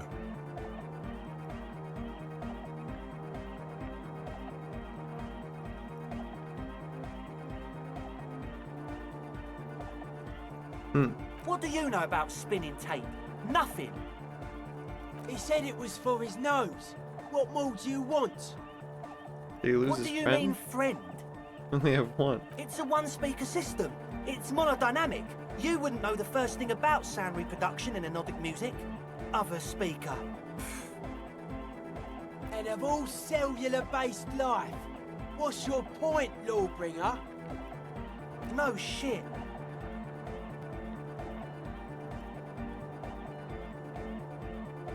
That's... Come on, that's... I guess still, huh? I meant to say, not true. Fuck, man. It's difficult to get along with some people, but we're trying to make an effort. We are on a mission here. What do you mean, do? There's resignation in his voice. He's almost ready to drop the act. It wouldn't take a lot of pushing. The optimal way to go about this would be indifference. It begins by you telling him you don't care about any of this.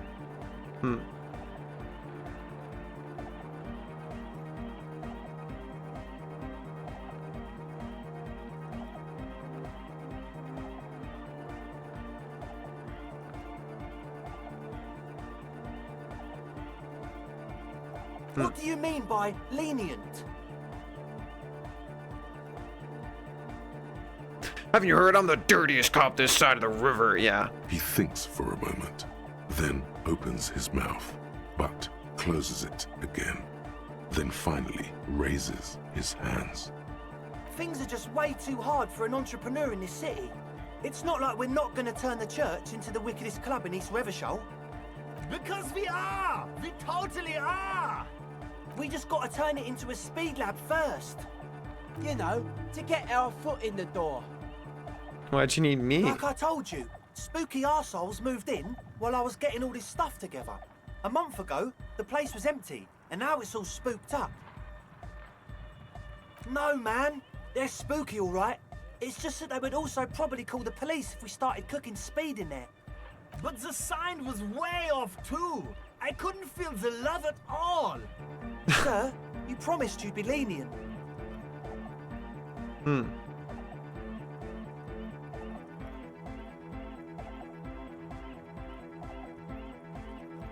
It wouldn't work without the lab. Give me your cash. Come on, man. Really? Yes, The young really. man doesn't move. His earrings rattle from the tension.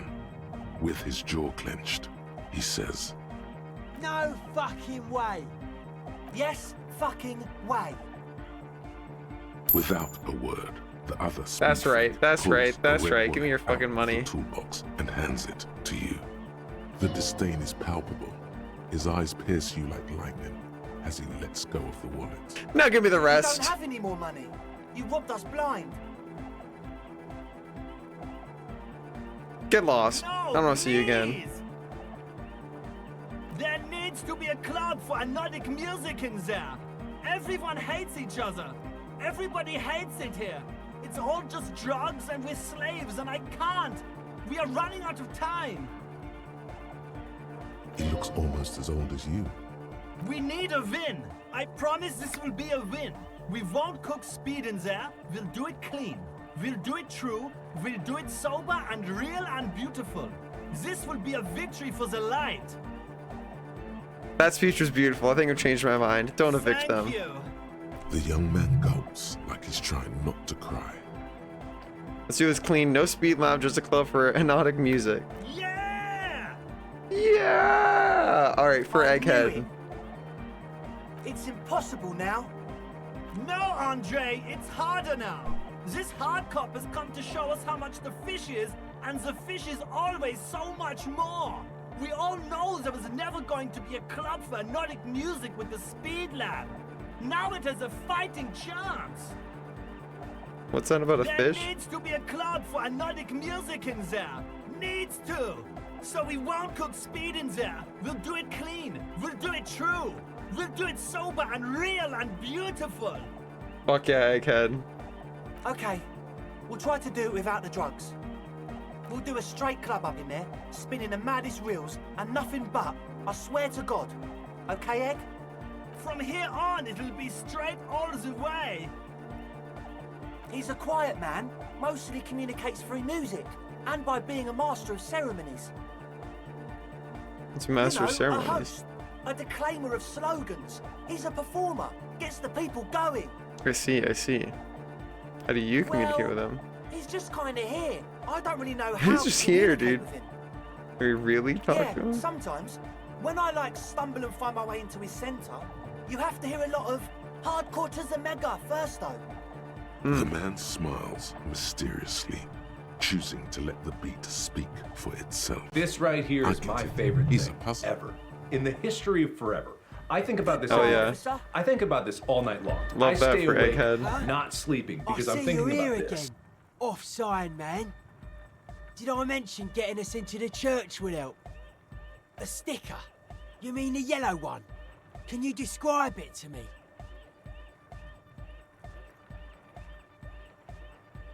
I think it actually mean the guy's dead. What did you want to know? Is that right? Is the dead guy smiling? Yes, you're the 23rd person to get it right. And I've asked 23 people. Looks like it's a dead guy smiling to the entire human race. Why do you think that's We're all so? the same. Same eyes, same smiles, same death. He defeated history. We are living in the age of history, and in the eyes of history, we are always already dead. How can we ever smile then? Because history is a lie, and so are its deaths. The present moment and life are the hardcore. The hardcore expels death. Or maybe he's not dead. Maybe he's just really ecstatic about the beats. Or I guess one could write an entire treatise on the thing. But what for? Nah. Still strongly out of sync. Stage gamma disalignment. You heard me. Alright, I'll come back when I have more to align my The signs. tape recorder acknowledges your return. When he looks at you, he squints as though you were the setting sun. This is hardcore. Hardcore! Hardcore to the mega! Here Alright. comes the night! Yeah, I agree. Okay. You still have the hat I gave you? Hello again. Guessing you knew of this plan. I did, and I'm sorry. For what it's worth, which isn't much. This is why I didn't go into the tent. Typical delinquency. You don't get to choose your posse, they choose you. Mine are idiots, but they're mine. I tried to talk Andre out of it. Okay, but I still regret it. I should have been able to control them, and I will in the future. I promise. May I ask, what did you tell them? No Thank drug you. lab. I'll get them under wraps, I promise. Dang. Church time, church time.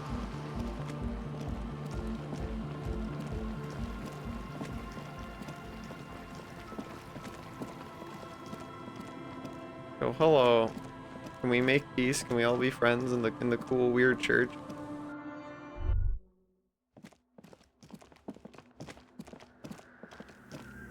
Hey, her Innocence Dolores Day liked little figurines, right? Liked holding little men between her fingers, remember? Mm-hmm. You have the Headless Fallen Rider figurine. You should give it to her. Win her back. This is true. So very, very, very nifty. Nifty and mysterious. This is surely what the figurines are for. True.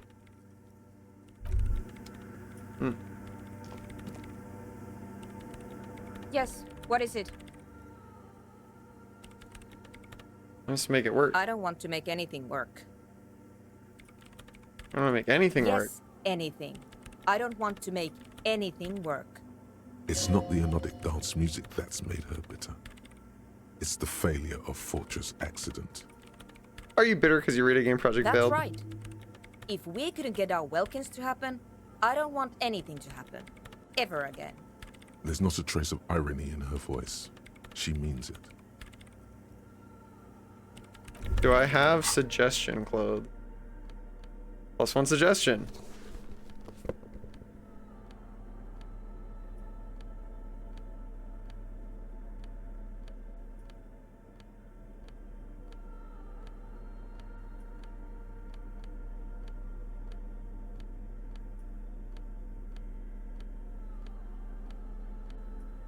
Great.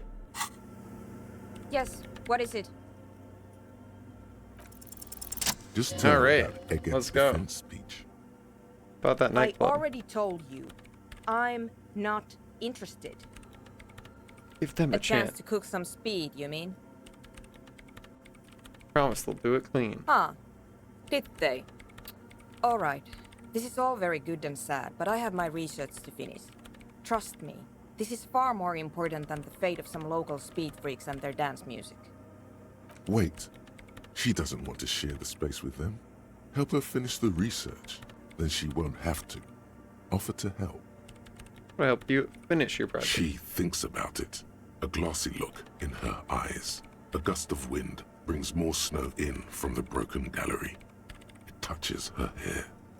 All right. Bring me the game's offside copy from my old workspace, if you really want to help. It's stored on a filament memory, and I'm unable to go and fetch it myself. Studio, okay. I think I know what you're talking that's the about. one. You can get in through the bookshop. You just have to do some explaining to the bookstore lady. That's her name, I believe? Been in there. Good. Then you might know the giant ice bear fridge in the building's cellar. The filament is inside the fridge. Just go and get it. In the giant ice bear fridge. I just told you. It has red glowing eyes. It's impossible to miss. You just need to I get think the you're offside talking. copy No, from you're the talking. ice bear. It's not in the ice bear. It's in the thing next to the ice bear. You've been to the fridge and it wasn't there. There was a note saying, Wait. A note from whom? Did it specify where they took the filament memory? Jawiza. Of course. Our project lead, Suliswov Jawiza. God, he was always so hell-bent on keeping the copy somewhere safe. And feature creep, and the Valley of the Heads. Like it would have made a difference. The offside copy was perfectly safe when the data loss happened. That data loss was anomalous. And the heads. I won't even get into the heads. Millions of them. Go find that copy from that ice cream maker, will you? Thanks. Completely This is frozen. getting ridiculous. Can't you just defrost it? Or, I don't know. I don't know about the ice cream maker. Just figure something out. there's a solution, but she doesn't want to hand it over to you yet. It's a thing.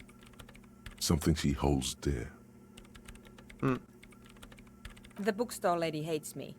Says I'm part of the curse. Whatever that means. Because she's from Martinez, and people from Martinez have never ever seen a radio computer. She thinks it emits elemental evil. Elemental evil.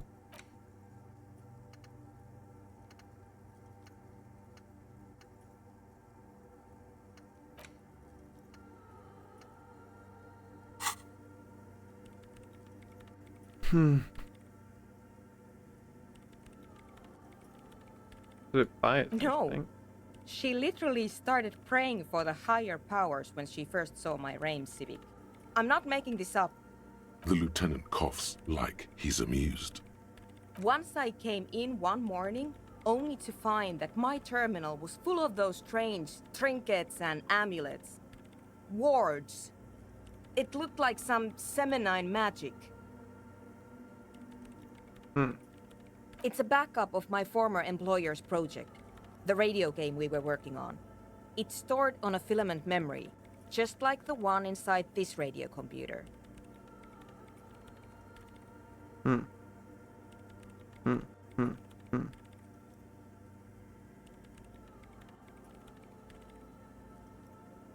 She's making it extra simple for you. The backup itself is destroyed now, but I'm hoping to use what's left of it to pinpoint the exact location of the anomaly. You just have to go to my old workspace and get the filament.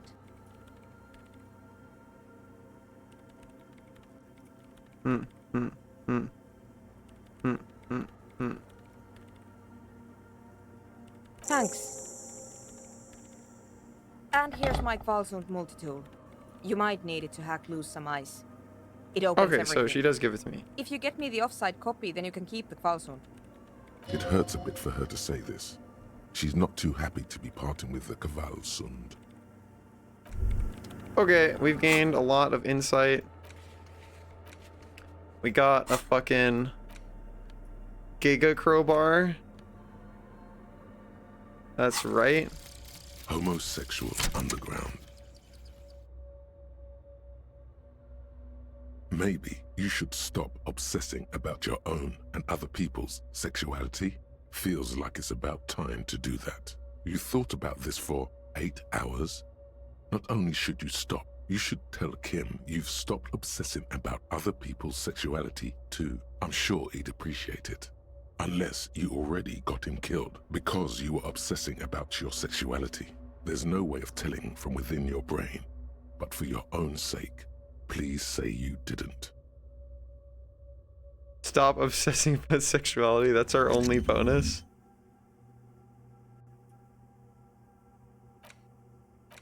Wow. Very cool bonus. All right. Kim, I've stopped. Yes? Big news, Kim. Okay. I've managed to stop obsessing about my sexuality. Great. Imagine all the time you'll have for work now. Matter of fact, we should get back to it right now. Yes. Mm-hmm. Just one thing, What? though. Are you part of the homosexual underground? You didn't stop at all, did you? You are just obsessing about other people's sexuality now. Yeah, but am I? I'll spare you another 20-hour mind project. Yes, I am. Now Let's go! Kim is part of the homosexual underground. Let's go! That's right, dude. Let's go! That's all. Okay, that's a high note to end on. Kim, part of the homosexual underground. That's all I needed to hear. We can go back to the main menu. This is a great game. Kim pride flag emoji? Kim pride flag emoji? Pride flag emoji question mark? Alright, dude. Base. Love that for us. Okay. We're gonna go raid on out of here. Thank you guys for hanging out with me today and listening to me ramble and tell stories about TFF. I had a great time. Tomorrow we'll be back, same time, same place. Maybe we'll do some community games. Maybe we'll do some art. Maybe we'll do some community art. Maybe we'll do some studies. I don't know. We'll do something. We'll be hanging out.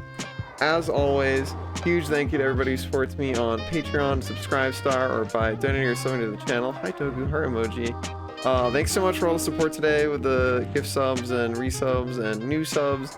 Really, really, really does move the needle for me. Every little bit has a genuine impact on my ability to like pay bills and stuff. So thank you, thank you, thank you. I cannot thank you enough. Let's go say hi to Linnea. They're playing some fucking For Honor. They're gonna crush. They're gonna fucking bonk everybody's head in. You're gonna go tell them how good they are at it. I'll see you later. Have a great rest of your morning, afternoon, or night. Get some good snacks in, some good naps in, and I'll catch you next time.